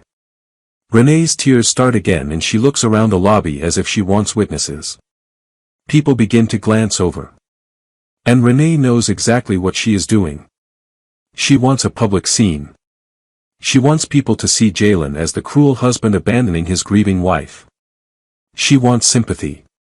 She wants leverage. Renee lifts her voice. This man is abandoning me right after his father died, she cries. He won't let me help him. He won't let me grieve. He won't let me be his wife. People in the lobby look uncomfortable. A nurse pauses. A security guard watches from a distance. Jalen stands still and does not react. And that lack of reaction drives Renee crazy because she wants him to shout back. She wants him to look unstable. Jalen finally speaks and his voice is calm and clear. Renee, you mocked my father while he was dying. You mocked me while I was grieving. You tried to trick me into signing inheritance documents. And now you are performing in the lobby. Please stop. The lobby goes quiet for a moment. Renee's face turns pale. Because she did not expect Jalen to say it out loud. Laverne steps forward quickly. He lying, she shouts. He lying because he emotional and he don't know what he's saying. Charles steps in and speaks firmly. Ma'am, I heard it myself. The lobby becomes even quieter. Renee's eyes widen. Because she realizes the lawyer is a witness. A real witness. Not a family member she can intimidate. Not a friend she can manipulate. A professional witness. Renee's voice drops and she hisses at Jalen. You got him on your side now. You think you smart. Jalen looks at her and answers softly. No, Renee. I'm just finally honest. Renee's face twists. Then she shifts again into sweetness because she knows she is losing the crowd. Baby, she whispers, let's go home and talk. Let's just talk. Jalen shakes his head slowly. No. Renee's eyes narrow. So where you going? Jalen answers calmly. I'm going to plan my father's funeral. Renee's face tightens. And you not letting me come? Jalen looks at her. No. Renee's jaw clenches and she turns toward her family. You see, she says. You see how he treating me. Marcus leans in toward Renee and whispers something. Then Renee looks back at Jalen with a new expression. A calculating expression. Fine, she says. Do what you want. But remember this. You can't shut me out forever. Because I'm your wife. And what belongs to you belongs to me too. Jalen's eyes remain steady. Not anymore. Renee's eyes flash. We will see, she says. Then she turns and walks out of the lobby with her family behind her. But as she walks away, she pulls out her phone. And Jalen knows exactly what she is doing. She is calling a lawyer. She is calling someone who can help her fight. She is preparing to attack him legally. Charles looks at Jalen. We need to secure your home tonight, he says. Jalen nods. Yes. They walk out into the night and the air is cold and sharp. Jalen's car is parked under a streetlight and as he gets in he looks back at the hospital building. His father is gone. But his father's plan is alive. And Jalen realizes the funeral is not just a goodbye. It is going to be a statement. A statement that the Carter name is not weak. A statement that his father was not poor. A statement that his wife and her family mocked the wrong man at the wrong time. Because the funeral Jalen is about to plan will shake the city. And it will be the first crack in Renee's world. The first moment she realizes that she may have been humiliating a man who was never meant to be humiliated at all. That night does not feel like night to Jalen anymore. It feels like a long tunnel he is walking through while grief and power and betrayal echo off the walls. Charles rides with him in the passenger seat and the assistant follows behind them in a black sedan that looks like it belongs to a government agency. Jalen drives in silence for most of the trip because he is trying to keep his mind from exploding.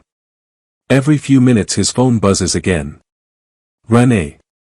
Unknown numbers. Voicemails. Messages. He ignores all of them because he knows every call is either manipulation or investigation. René is not calling because she loves him. She is calling because she smells money in the air the way sharks smell blood. When they reach Jalen's home, the porch light is on. That alone makes his chest tighten because he remembers leaving earlier and he remembers switching the light off. Jalen parks slowly and sits still for a second. Charles notices. Someone has been here, he says quietly. Jalen nods. Yeah. They step out of the car and Jalen walks up to the door carefully. His key slides in but the lock feels wrong, like it was forced and then fixed again. Jalen opens the door. The living room looks normal at first glance. But Jalen's instincts are sharp now and he sees the small details. A drawer slightly open. A picture frame shifted. The couch cushion moved. The kind of signs you only notice when you know someone touched your space. Charles steps inside and his assistant follows with her tablet. Charles speaks calmly. We need to check everything. Jalen nods and walks toward the bedroom. The closet door is slightly open. Jalen pulls it wider and sees his suit bag moved. His safe box on the shelf is still there but the dust around it looks disturbed. Jalen's stomach drops. He opens it quickly. The box is empty. His father's old watch. Gone. The envelope of sentimental letters. Gone. The small wooden cross his father gave him when he got married. Gone. Jalen stands there breathing hard. Not because of the value. Because of the disrespect. Because René came into his home after humiliating him at the hospital. And she stole the pieces of his father that mattered. Charles steps closer. Did you keep anything important in there, he asks. Jalen's voice is low. My father's watch and letters and a cross. Charles's jaw tightens. We need to document this immediately. Jalen's hands shake as he pulls out his phone and begins taking photos. Charles's assistant types quickly and records everything. Then Jalen hears a faint sound from the kitchen. A drawer closing. Jalen freezes. Charles turns his head. The assistant's eyes widen. Jalen steps back slowly and Charles puts a hand out like he is telling Jalen to stay behind him. Charles speaks softly. Call the police. Jalen shakes his head. No. Charles looks at him. Mr. Carter, this is breaking and entering. Jalen's eyes narrow. If I call the police, René will twist it into a domestic story and she will make me look like the villain. Charles pauses. Then he nods slowly because he understands how people like René operate. Charles gestures toward his assistant. Call private security now, he says. The assistant nods and steps outside quickly. Jalen and Charles walk toward the kitchen together. Jalen's heart pounds. The kitchen light is on. And there she is. René. Standing by the counter with her purse open. She freezes when she sees them. For a moment her face looks guilty. Then instantly she rearranges it into anger. What are you doing here, she snaps. Jalen stares at her. This is my house, he says. René laughs sharply. Your house, she repeats. It's our house. I'm your wife. I have every right to be here. Charles steps forward calmly. Mrs. Carter, he says, I suggest you leave immediately. René's eyes flash. And who are you to tell me anything? Charles's voice remains firm. I am Mr. Carter's attorney. René scoffs. Oh, so now he got an attorney. She turns toward Jalen. You see this, she says. You see how he moving behind your back. Jalen does not respond. He walks past her and opens the drawer she was closing. Inside are his documents. His bank statements. His marriage certificate. His father's old papers. René was searching. René was hunting. Jalen's voice comes out low. You broke into my house. Renee rolls her eyes. I didn't break in, she says. I used my key. Jalen's eyes narrow. I changed the locks last month. Renee freezes. Just for a second. Then she recovers. Well, then maybe you forgot you gave me the spare. Jalen shakes his head slowly. No, Renee. You forced the lock and you know it. Renee's lips press into a thin line. Then she shrugs like she does not care. So what if I did, she says. You were shutting me out. You were acting like I'm not your wife. So I came to get what I deserve. Jalen stares at her. What you deserve? Renee steps closer and her voice drops into that sharp hiss again. You think I'm stupid, Jalen? I saw that lawyer. I saw the way he looked at you. I know your daddy left something. I know there is money. And you're not about to hide it from me. Jalen's heart pounds. She suspects. She does not know 10 billion. But she suspects something big. Charles steps forward again. Mrs. Carter, you need to leave now. Renee turns to Charles and laughs. Or what? You gonna call security again? Charles nods. Yes. Renee's eyes flash with rage. Then she points at Jalen again like she is accusing him in court. You think you can play me, she says. You think you can act like I'm the villain when I'm the one who built you. Jalen's voice remains calm. You didn't build me, Renee. You tried to break me. Renee's face twists. Then she suddenly steps toward the bedroom doorway. Fine, she says. If you want to play like that, then I'm taking what belongs to me. Jalen moves quickly and blocks her path. No, you're not. Renee stops and her eyes widen. Then she smirks. Oh, so now you want to be tough. You gonna put your hands on me? Go ahead. Do it. Do it so I can call the police and tell them you attacked your wife the night your father died. Jalen's jaw tightens. Charles speaks sharply. Mrs. Carter, do not provoke him. Renee laughs. I'm not provoking anyone, she says. I'm just trying to get what's mine. Jalen exhales slowly. He steps aside and points toward the door. Leave. Renee stares at him. I'm not leaving. Jalen's voice remains steady. Leave. Renee's eyes harden. No. Then she reaches into her purse and pulls out something. A small envelope. Jalen's stomach drops. It is his father's letters. Renee waves them slightly like a weapon. Looking for these, she says. Jalen's eyes burn. Give them back. Renee smiles cruelly. Or what? Jalen's fists clench, but he keeps his hands at his sides. He will not give her the violence she wants. He will not give her a story she can sell. Charles steps forward and speaks calmly.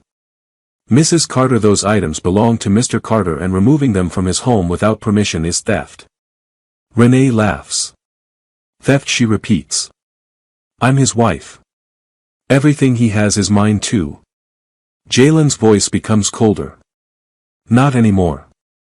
Renee's smile drops. What you mean not anymore? Jalen stares at her. I mean you are done. Renee's breathing becomes heavy. Then she suddenly throws the letters onto the floor. They scatter like fallen leaves. And she smiles like she just stabbed him. Jalen's chest tightens. He bends slowly and picks them up one by one. His hands are shaking. Renee watches with satisfaction. Then she pulls out another item from her purse. His father's watch. She holds it up under the kitchen light. The gold face glints. Renee smirks. You want this too? Jalen's voice is low. Yes.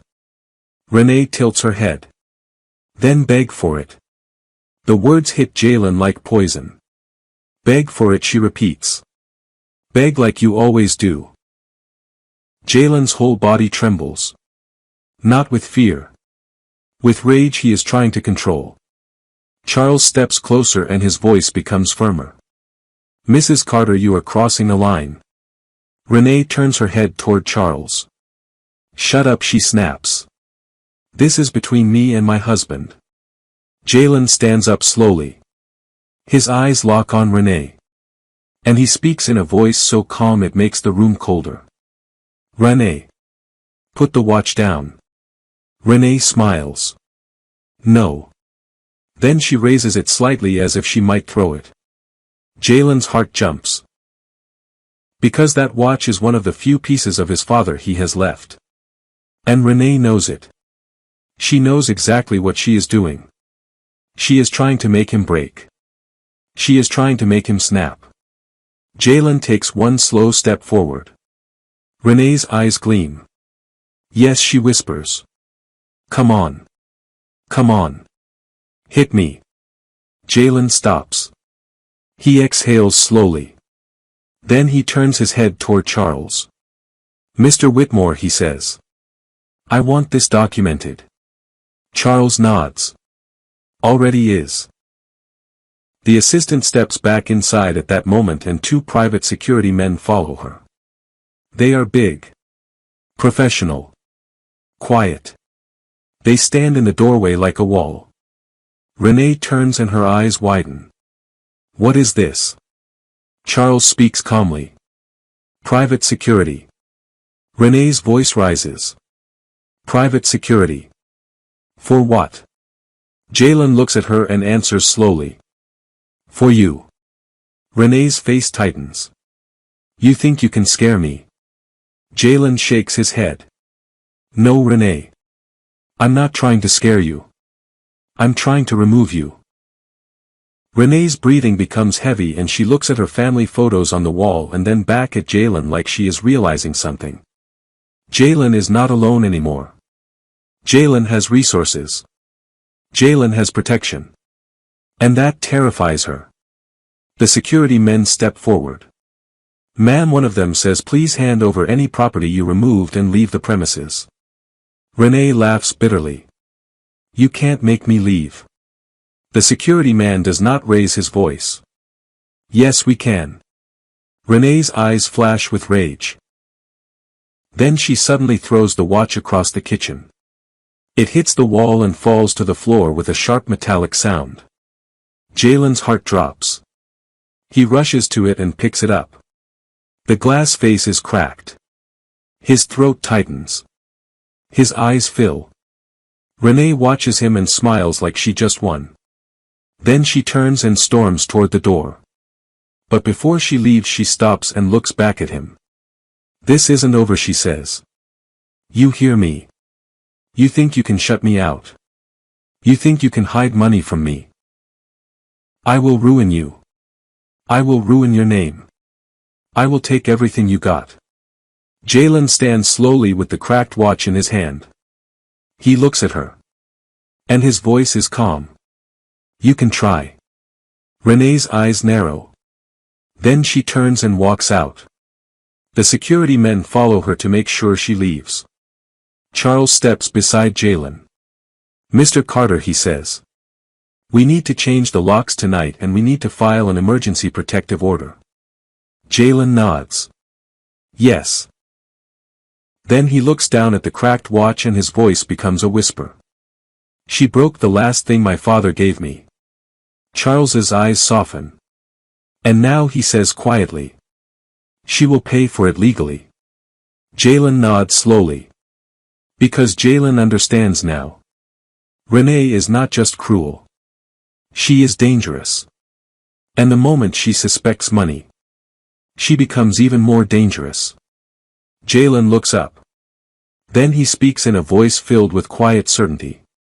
The funeral is going to expose everything. Charles nods. Yes. Jalen's eyes narrow.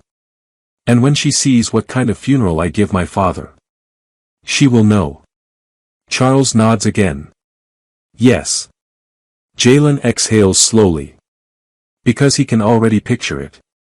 The church filled to capacity. Black cars lined up outside like a procession of power. The city leaders arriving. The quiet whispers. The sudden realization. That the man they mocked, the family they dismissed, was never poor, never small, never powerless. And Renee will be standing there in her black dress, trying to cry again, trying to perform again, trying to hold on again. And when she realizes the truth, when she realizes she married into $10 billion, but she humiliated the man holding it, her world is going to collapse right in front of everyone. And Jalen will not lift a finger. He will just watch. Because the humiliation she gave him at the deathbed is about to return to her 10 times harder. In the most public way possible. The morning of the funeral arrives like a heavy cloud rolling over the city. The sky is gray and low and the air feels thick, like even the weather understands this is not a normal goodbye. Jalen wakes up in a hotel suite Charles arranged for him because Charles refused to let him sleep in the house again until everything was secured. Private security is stationed outside the hotel door. Not loud, not flashy, just present. Jalen sits on the edge of the bed with his father's cracked watch in his palm and he stares at it like he is staring at proof of everything he has survived. Charles stands near the window with his phone in his hand reviewing final details. The assistant is at a table with a laptop and a stack of documents. Jalen's phone buzzes again. It is Renee. Jalen does not answer. Charles glances at him. She has been calling my office too, he says. Jalen exhales slowly. Let her call. Charles nods. The service begins at 11, he says. The city is already talking. Jalen's eyes narrow. Talking about what? Charles looks at him. They are talking about the cars, Mr. Carter. Jalen frowns. Cars. Charles nods. Your father's instructions included a list of vehicles reserved for the funeral. Jalen's chest tightens. He remembers the letter saying do not make it cheap and do not make it flashy but make it truthful. Charles continues. 30 black luxury sedans and 6 classic cars are already lined up outside the church. Jalen stares. 30. Charles nods. Yes. Jalen's throat tightens. My father planned this. Charles nods again. He planned everything. Jalen stands up slowly and puts on his black suit. It is tailored perfectly because Charles had it delivered. Jalen does not look like the man Renee mocked in the hospital anymore. He looks like a man built from grief and steel. When they arrive at the church, the scene outside is already unbelievable. The street is lined with black cars that look like they belong to celebrities and senators. Security stands near the entrance. News vans are parked across the road. And people are gathered outside whispering and staring and taking photos. Jalen steps out of the car and the crowd's murmurs shift like wind. Some people recognize him. Some do not. But they all recognize power when they see it. Jalen walks toward the entrance and Charles stays beside him like a shadow. Inside the church, the sanctuary is packed. Every pew filled. Standing room crowded. The choir is already seated wearing black robes. The organ hums softly like it is holding back tears. Jalen pauses at the entrance and looks around. He sees faces he has not seen in years. Old church members. Old neighbors. Men in suits who look like executives. Women dressed in elegant black hats. Even a few local officials sitting near the front. And Jalen realizes his father was not just a quiet man. He was a connected man. A respected man. A man whose name carried weight behind closed doors. Jalen walks down the aisle slowly and sits in the front row. A framed photo of his father stands near the pulpit. The photo shows his father smiling in a way Jalen remembers from childhood. A smile full of strength and warmth. Jalen's chest tightens. Then the first whisper hits him like a spark. Renee is here. Jalen does not turn immediately. He waits. He listens. He feels the room shifting. Then he turns his head slightly. And he sees her. Renee walking into the church like she owns it. Her black dress is fitted and elegant. Her hair is styled perfectly. Her makeup is flawless. Her eyes look glossy like she practiced crying in the mirror. Laverne walks beside her with a dramatic tissue in her hand. Curtis follows behind with a stern expression. Marcus walks like a bodyguard again. And the cousins trail behind like they are ready to laugh if the moment allows it. Renee's eyes scan the room, and when she sees the packed sanctuary her expression shifts slightly. She expected a small funeral. A quiet goodbye. A cheap service. Instead she sees power. She sees wealth. She sees influence. And something flickers behind her eyes. Suspicion. She looks toward Jalen. Jalen is sitting in the front row. Calm. Still. Not broken. Not begging. Renee's smile tightens. She walks down the aisle slowly and people watch her. Some look confused. Some look judgmental. Some whisper behind their hands. Because the story of the hospital is already spreading through the church community. The nurse who heard it told someone. The security officer told someone. The rumor has legs now. Renee reaches the front row and stops beside Jalen. She leans down and whispers in a voice coated in sweetness. "Baby, I'm here." Jalen looks up at her. His eyes are steady. Renee smiles. "I just want to support you," she whispers. Jalen nods once. Then he turns his head back toward the pulpit. He does not invite her to sit beside him. He does not hold her hand. He does not even acknowledge her performance. Renee's smile flickers. She stands there for a moment like she is waiting for him to act like her husband again. Then she slowly sits 2 seats away. Her family sits behind her. The church is quiet now and the pastor steps up to the pulpit. He clears his throat and begins speaking about Jalen's father. He talks about service. He talks about faith. He talks about generosity. He talks about how Jalen's father funded scholarships quietly. How he helped families pay rent without ever taking credit. How he donated to church projects anonymously. Jalen's eyes widen slightly as he listens. He never knew.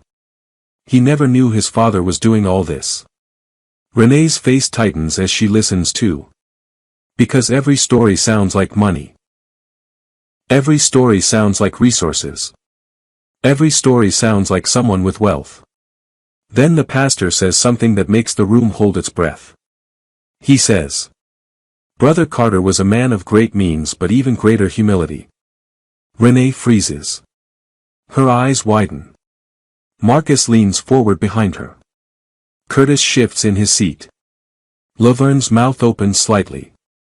Renee's heart starts pounding. Jalen sits still. The pastor continues. "Many of you did not know because he did not want you to know. He lived simply because he believed money should never become a person's identity. But today we honor him properly because he has earned it." Renee's throat tightens. She turns her head toward Jalen and her eyes narrow. Now she knows. Now she knows there was money. And she knows Jalen knew. And he did not tell her. Renee leans closer and whispers sharply. "You knew." Jalen does not respond. Renee whispers again. "Jalen, you knew." Jalen remains still. The service continues and the choir sings a hymn that makes the entire church feel like it is vibrating with grief. People cry. Real tears. Not performance tears. Jalen's eyes fill too. Then the pastor calls up speakers. And this is the moment Renee has been waiting for. She expects to be called up as the daughter-in-law. She expects to stand in front of the church and perform her grief and win sympathy. She expects to rewrite the story in public. But the pastor does not call her. He calls the first speaker. A man in a navy suit with silver hair. The man stands and walks to the pulpit. He introduces himself as the CEO of a regional investment firm. He says Jalen's father was his mentor. He says Jalen's father was the silent partner who helped build their company. The church murmurs. Renee's eyes widen. Marcus's jaw drops slightly. Curtis's face turns pale. Laverne grips her tissue like it might save her. The man continues. He says Jalen's father built an empire through quiet investments and real estate and business partnerships. He says Jalen's father was one of the smartest financial minds he ever met. And he says something that makes the room explode in whispers. He says, Brother Carter was a billionaire in every sense except the way he carried himself. Renee's whole body locks. Her eyes dart around the church. People are whispering.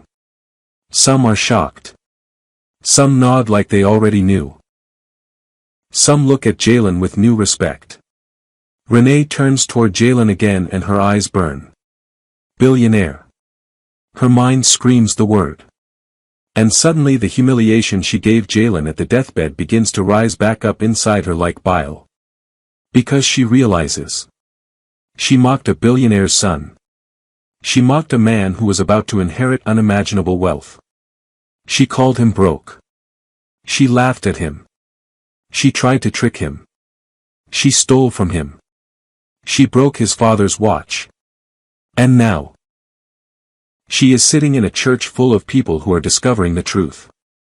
And she is not being honored as the grieving wife. She is being ignored. The pastor calls up another speaker. A woman from a charity organization. She speaks about how Jalen's father funded programs for young black entrepreneurs. She says he paid tuition for dozens of kids. She says he built community centers. And he did it quietly. Then she turns toward Jalen. And she says, he loved his son deeply and he spoke of him with pride. Jalen's throat tightens. Renee's face tightens too. Because she realizes the church is praising Jalen. Not her. The pastor finally steps back to the pulpit. And he says, now we will hear from the person Brother Carter loved most in this world. His son. Jalen Carter. The church becomes silent. Renee's heart pounds. Because she thinks this is the moment. This is the moment Jalen will speak. This is the moment he might reveal the truth. This is the moment he might expose her. Renee sits up straight and fixes her face into a soft grieving expression. She prepares to cry on cue. She prepares to be seen. Jalen stands up slowly. He walks to the pulpit with steady steps. He looks out over the crowd. He sees people watching him with respect. He sees officials. He sees executives. He sees church elders. He sees neighbors. He sees strangers. And then he sees Renee. Sitting there with her perfect black dress and her fake tears ready. Jalen places his hands on the pulpit and he begins speaking. His voice is calm. His voice is steady. And every word is heavy with truth. He says, my father was the strongest man I ever knew. He says, he taught me that dignity is not something people give you, it is something you keep. He says, he taught me that a man does not need to shout to be powerful. He says, he taught me that money without character is just a curse. The church listens. Renee's throat tightens. Because she hears the message and she knows it is aimed at her. Jalen continues. He says, my father lived simply because he wanted to protect the people he loved. He says, he protected me even when I didn't understand it. He says, and I want to honor him today not just with words but with action. Renee leans forward slightly. Her eyes burning. Then Jalen says something that makes the entire church freeze. He says, my father also taught me that when people show you who they are you should believe them. Renee's breath catches. The church becomes still. Jalen looks directly at Renee now. And his eyes are calm. Not angry. Not emotional. Just clear. And he says, "Some people use my father's final moments as entertainment. Some people mocked him. Some people mocked me. Some people tried to take advantage of my grief." The church murmurs. Renee's face turns pale. Laverne's eyes widen. Marcus shifts in his seat. Curtis's jaw tightens. Jalen continues. "And I want to say this publicly. My father's deathbed was not a place for cruelty.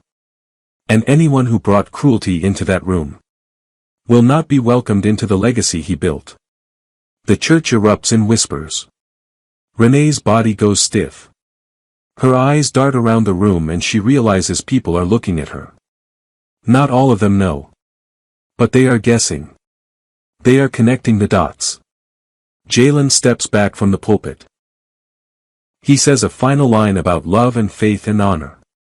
Then he looks down at the casket near the front. And he whispers, "Rest easy, Daddy. I got it from here." The church rises in applause. Not loud like a celebration but heavy like respect. Renee sits frozen.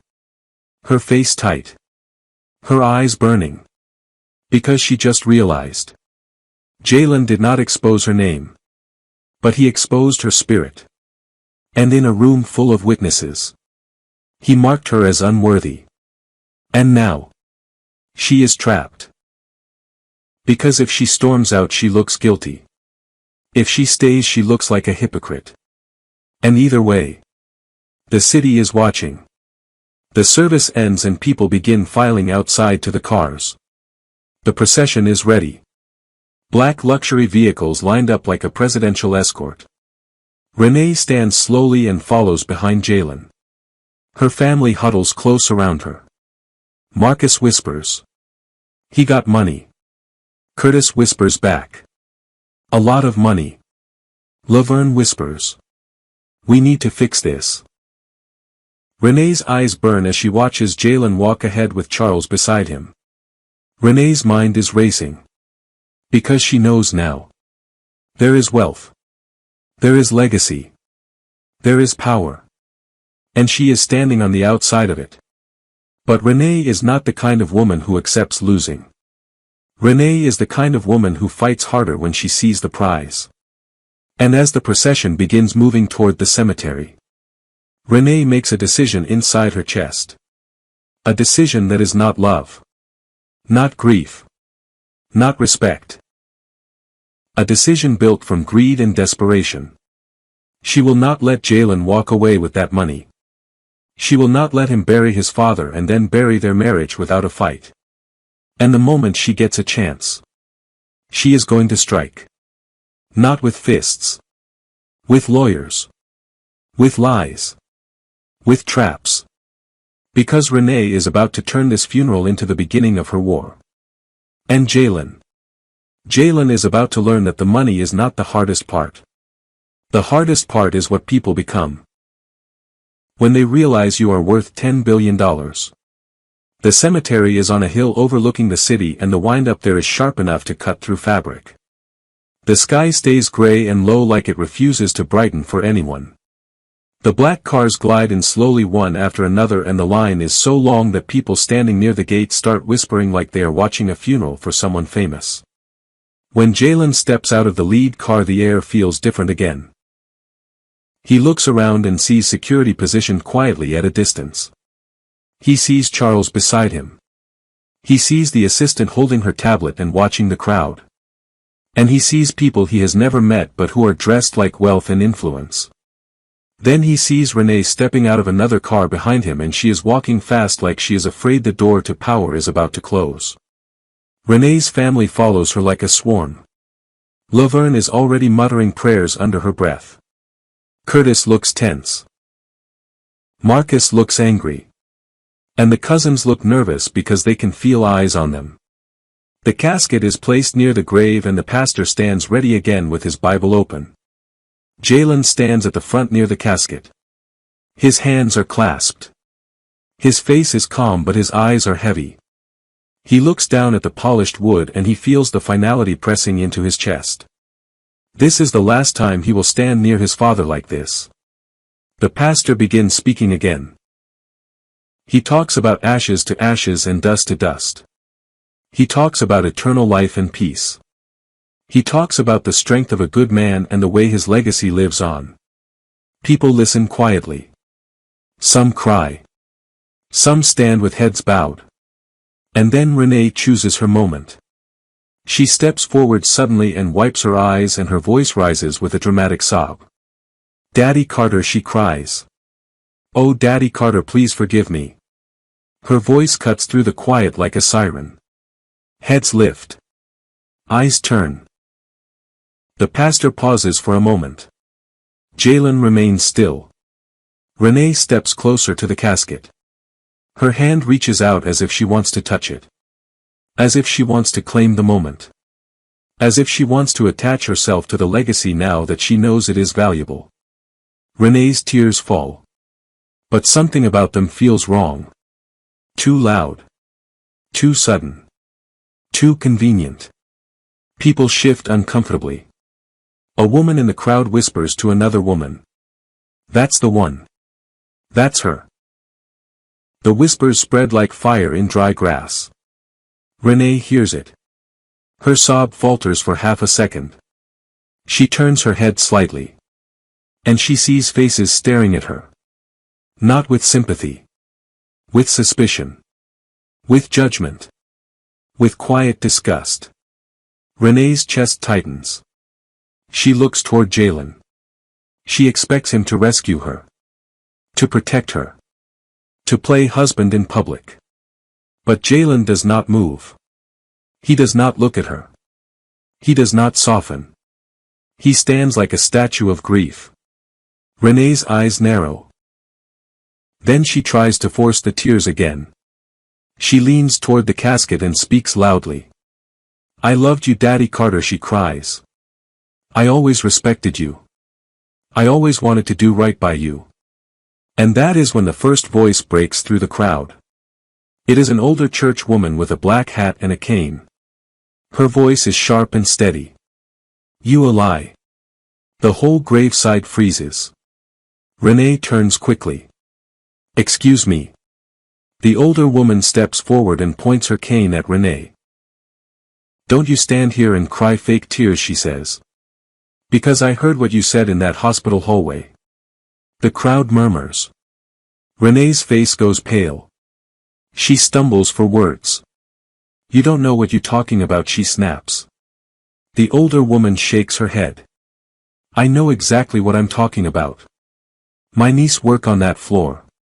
She heard you call that man broke while his father was dying. She heard you laugh.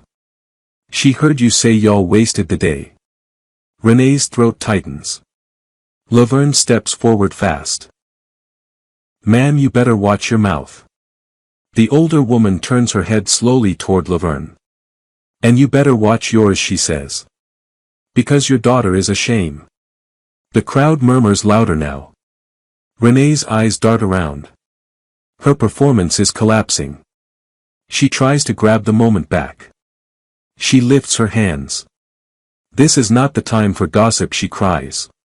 "This is a funeral." The older woman nods. "Exactly," she says. "That's why you should have acted right." Renee's eyes burn. She turns toward Jalen and her voice shakes. "Jalen, say something. Tell them. Tell them I wasn't like that." Jalen finally turns his head toward her. His eyes are calm. And he speaks in a voice that is soft but clear enough for everyone to hear. "Renee, please step back." The words hit Renee like a slap. Step back. Not defend her. Not protect her. Not comfort her.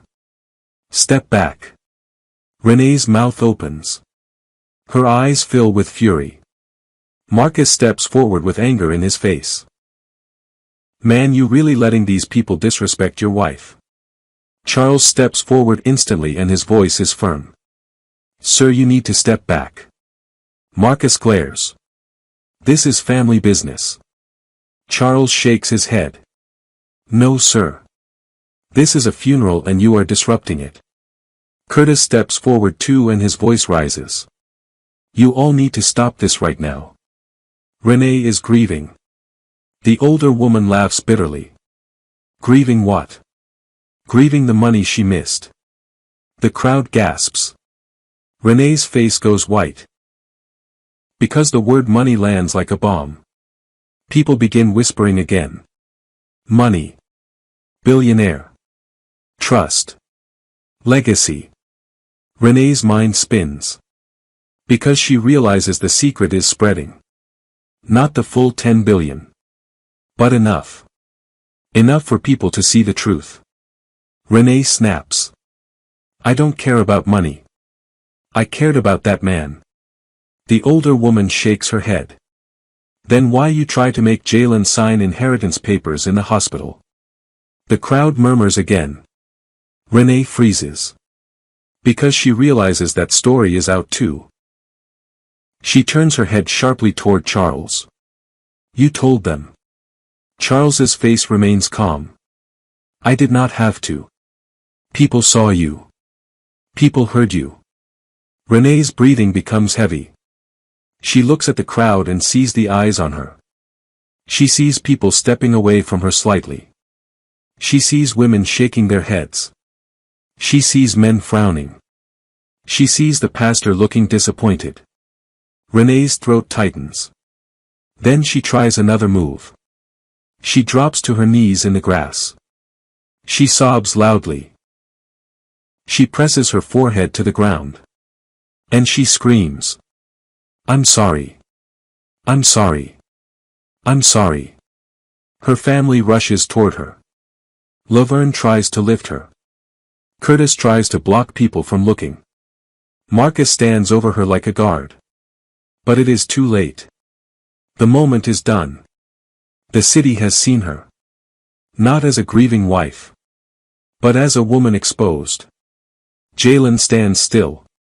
He watches the scene for a moment. And he feels something inside him settle. Because this is what his father meant. Do not fight her with fists. Let her fight herself. Renee stands up suddenly and wipes her face. Her eyes are wild now. She looks at Jalen with hatred. You did this, she hisses. You set me up. Jalen's voice remains calm. No, Renee. You set yourself up. Renee's chest rises and falls. Then she turns toward the crowd and screams. He hiding money. He hiding inheritance. He trying to cut me out. The crowd murmurs again. But now the murmurs are not sympathy. They are judgment. Because people are seeing her greed in real time. The pastor raises his hands and speaks firmly. Enough. Enough. We will not disrespect the dead. Renee's eyes flash. Then she points at Jalen again. You think you can bury your father and bury me too? You think you can make me look crazy? Jalen steps forward slowly. And for the first time he speaks with a little more power in his voice. Renee, you are not welcome here anymore. The crowd goes quiet. Renee's mouth opens. Laverne gasps. Marcus steps forward. Curtis steps forward too. But security moves closer quietly. Not rushing. Just positioning. Renee realizes it. She realizes she is outnumbered. She realizes she cannot win this moment. So she does what she always does when she loses in public. She retreats to fight in private. Renee backs away slowly. But she does not leave without a final threat. She looks at Jalen and her voice is shaking. You think this is over? It's not over. I'm your wife. And I will take what's mine. Then she turns and storms back toward the cars with her family following behind her. People watch her go. Some shake their heads. Some whisper. Some look at Jalen with sympathy. The pastor continues the service and the casket is lowered into the ground. The sound of the rope sliding is soft and final. Jalen steps forward and drops a handful of dirt into the grave. His hand trembles. His voice is barely a whisper. "Goodbye, Daddy." The wind blows. The dirt falls. And the earth closes over the man who built an empire in silence. When the service ends, people come to Jalen one by one. They hug him. They shake his hand. They tell him his father was a great man. They tell him they are proud of him. They tell him they saw the way he held himself. They tell him his father raised him right. Jalen nods and thanks them quietly. But his mind is already looking ahead. Because he knows Renee is not done. Not even close. She just got publicly embarrassed. She just got exposed. She just got pushed out of the legacy. And people like Renee do not accept humiliation quietly. They retaliate. They plot. They strike. Charles steps beside Jalen and speaks softly.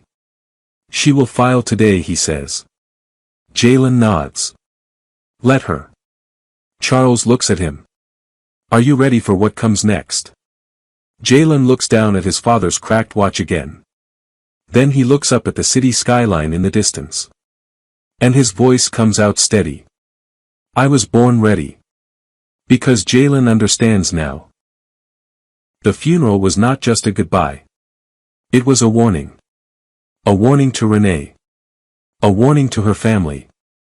A warning to anyone who thought the Carter name was weak. The warning was simple. The Carter legacy is protected. And the son is not the same man anymore. But Renee does not understand warnings. She only understands consequences. And the consequences are coming at midnight. When the trust activates. When the 10 billion becomes real. And when Jalen finally stops hiding. And starts moving like the man his father always knew he was. Because part 9 is not going to be about grief anymore. Part 9 is going to be about power. And Renee is about to learn what happens. When you humiliate the wrong man. At the wrong moment. And you wake up the giant you spent years trying to keep asleep. Midnight arrives quietly. No thunder. No fireworks. No dramatic sound. Just a clock moving forward like it always does. But for Jalen Carter, midnight is not just another hour. Midnight is the moment his father's final protection becomes real. Jalen sits in the hotel suite again with Charles Whitmore beside him and the assistant at the table with her laptop open. The funeral is over.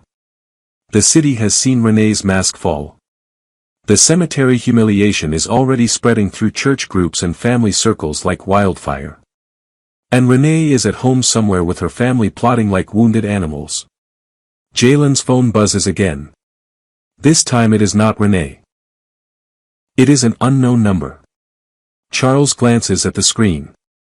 "Answer it," he says. Jalen answers slowly. "Hello." A woman's voice comes through, calm, professional. "Mr. Carter, this is Angela Voss from Carter Family Trust Administration. We have been attempting to reach you for months and we have now received confirmation of Mr. Elijah Carter's passing." Jalen's throat tightens. "Yes." Angela continues. "We are calling to confirm your identity and to notify you that the trust has now fully activated." Jalen's heart pounds. Angela speaks again. "Mr. Carter, you are now the sole beneficiary and controlling trustee of the Carter Family Trust valued at $10,240,000,000. Jalen closes his eyes. The number lands heavier than he expected. $10,240,000,000. Angela continues. "A secure digital access package has been sent to your attorney Charles Whitmore and you will receive direct access within the next 30 minutes. Mr. Carter, do you confirm that you accept the role of trustee?" Jalen's voice is steady. "Yes, I accept." Angela pauses.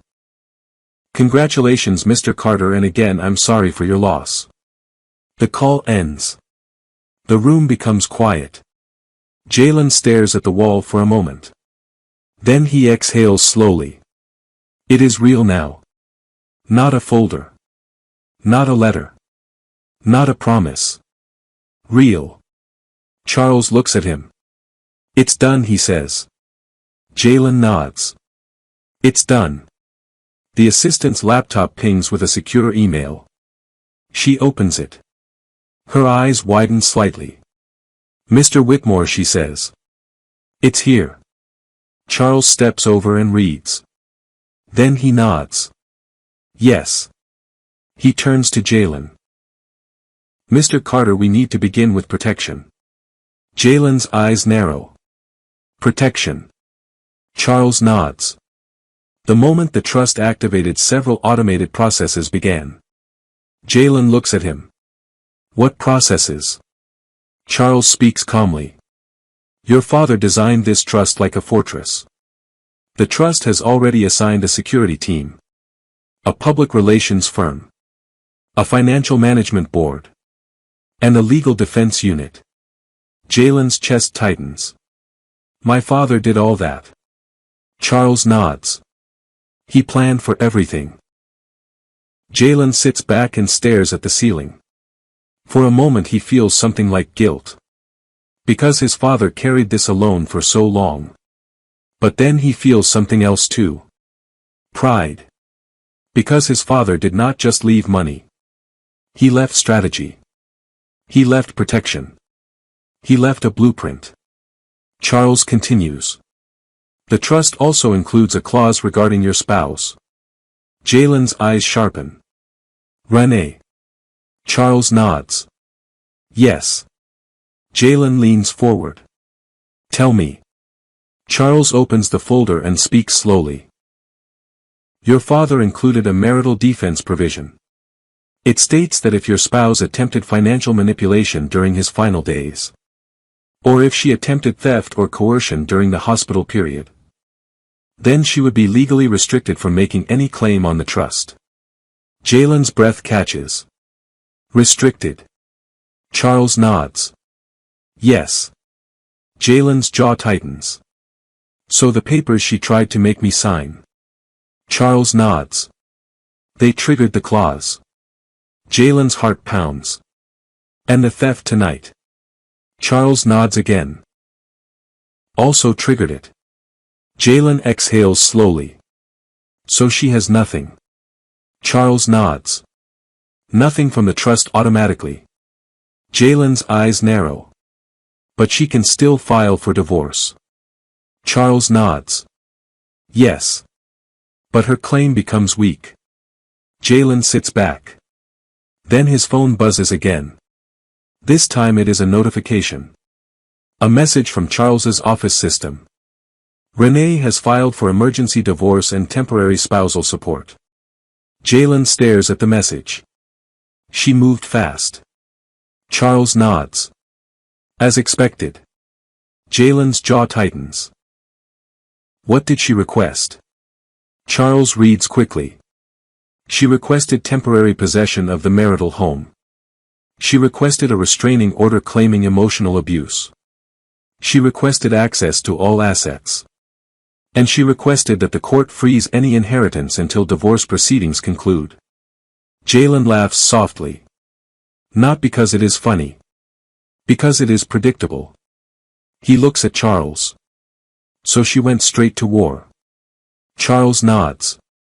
Yes. Jalen's voice is calm. Then we respond. Charles nods. We already are. The assistant turns the laptop toward Jalen. A secure folder is open. Inside are files. Hospital security footage. Witness statements. The nurse report. The security officer's report. The funeral incident. Photos of the forced lock. Photos of the empty safe box. Video footage from the hotel security cameras showing Renee's family arriving at the house earlier.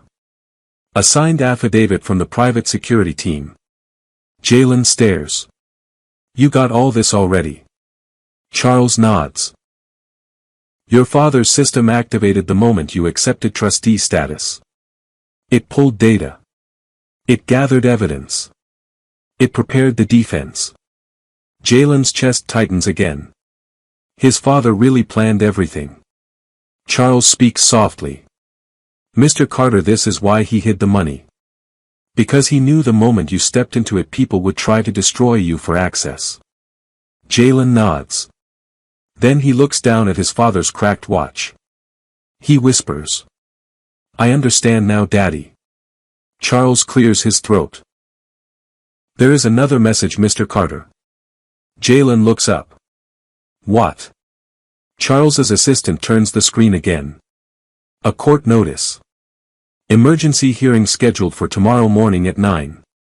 Jalen's jaw tightens. Tomorrow. Charles nods. Yes. Jalen leans back. He exhales slowly. Then he speaks with calm certainty. Let's go. Charles nods. We will. The next morning arrives early. Jalen walks into the courthouse wearing a black suit and a calm expression. Charles walks beside him.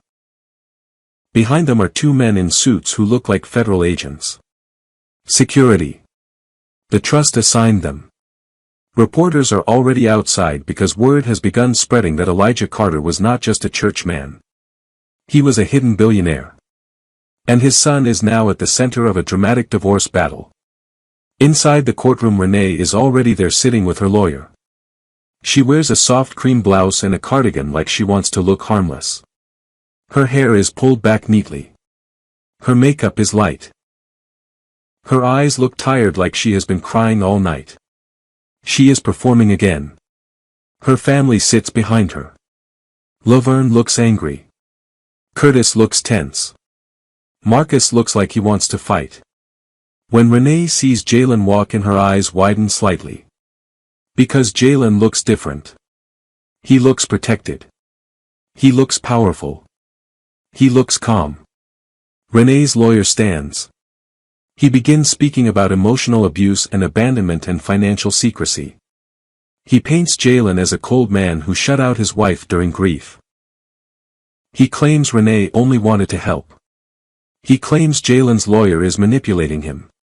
He requests temporary control of the home and temporary support. The judge listens. Then Charles stands. And Charles does not raise his voice. He simply lays out the truth. He presents the hospital reports. He presents the security statements. He presents the evidence of Renee attempting to coerce Jalen into signing inheritance papers.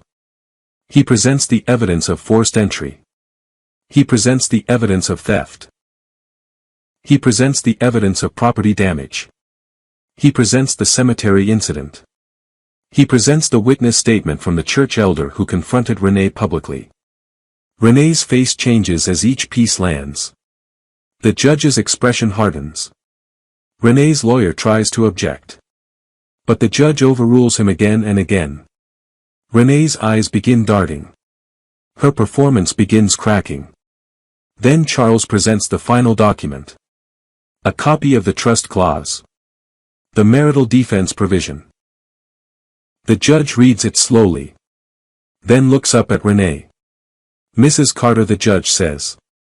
Did you attempt to have your husband sign inheritance-related documents while he was grieving? Renee's mouth opens. Her eyes widen. She shakes her head quickly. No. Charles steps forward and places the document on the table. It is Renee's paper. With her own handwriting. Her own printed form. Her own signature as witness. Renee freezes. The judge looks at her again. Mrs. Carter. Renee's voice shakes. I was just trying to protect my marriage. The judge's eyes narrow. Protect your marriage or protect your access to money. Renee's face flushes. Her voice rises slightly. I am his wife. I deserve something. The judge holds up a hand. Mrs. Carter, you will remain calm in my courtroom. Renee swallows hard. The judge turns back to Charles. Mr. Whitmore, the judge says. Based on the evidence presented, I am denying the request for temporary possession of the home. I am denying the request to freeze inheritance. I am denying the request for spousal support at this time. Renee's face goes pale. Her lawyer leans toward her, whispering urgently. Renee's breathing becomes heavy. The judge continues. Furthermore, due to evidence of theft and coercion, I am granting Mr. Carter an emergency protective order. Mrs. Carter, you are to have no contact with Mr. Carter except through legal counsel. You are not to enter the marital home.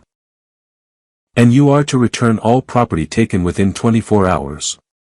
Renee's eyes widen in horror. Her mouth opens. No. The judge's voice becomes sharper. Yes. Renee stands up suddenly. This is not fair, she shouts. He hiding money. He hiding everything. He trying to ruin me. The judge slams the gavel. Mrs. Carter, sit down. Renee's body shakes. She sits slowly. Her face is twisted with rage and humiliation. Because the courtroom is full of witnesses again. And once again. She is losing in public. The hearing ends quickly after that. Jalen walks out of the courtroom without looking back. Reporters try to approach him. But his security steps in calmly and blocks them. Jalen gets into the car with Charles. And the moment the door closes, Jalen finally exhales. Charles looks at him. It's done, he says. Jalen shakes his head slowly. No. It's just beginning. Charles nods. Yes. Because now she will retaliate in other ways. Jalen's eyes narrow. Let her. Charles looks at him carefully. Mr. Carter, your father left one final instruction. Jalen turns. What instruction? Charles reaches into his folder and pulls out another envelope. Jalen's throat tightens. He opens it slowly. Inside is a short letter. Son. If Renee tries to destroy you after she is exposed, do not destroy her back with anger. Destroy her with truth. Show the world what she did. Then walk away. Because the greatest revenge is not humiliation. It is freedom. Jalen's eyes fill. He looks out the window. The city moves on. People walk. Cars pass. Life continues. And somewhere Renee is sitting with her family, furious and humiliated and panicking. Because she just lost access to everything she thought she was entitled to. She just lost the home. She just lost control. She just lost the narrative. And worst of all, she just lost the man she thought was weak. Jalen closes his eyes. He whispers softly. Thank you, Daddy. Then he opens his eyes again. And he speaks to Charles in a calm, steady voice. I want the divorce finalized fast. Charles nods. We will do it. Jalen nods. And after that, I want to build what my father wanted. Charles nods again. Yes. Jalen looks down at the cracked watch. Then he speaks one last sentence. The Carter legacy doesn't end with pain. It begins with purpose. And as the car drives away from the courthouse, Jalen finally understands. His father's deathbed humiliation was not the end of him. It was the moment he was reborn. Not as a broken man, but as the rightful heir of a $10 billion trust. A man with dignity. A man with strategy. A man with freedom. And Renee. Renee will live the rest of her life knowing she mocked the wrong man. At the worst moment. And she lost everything because of it.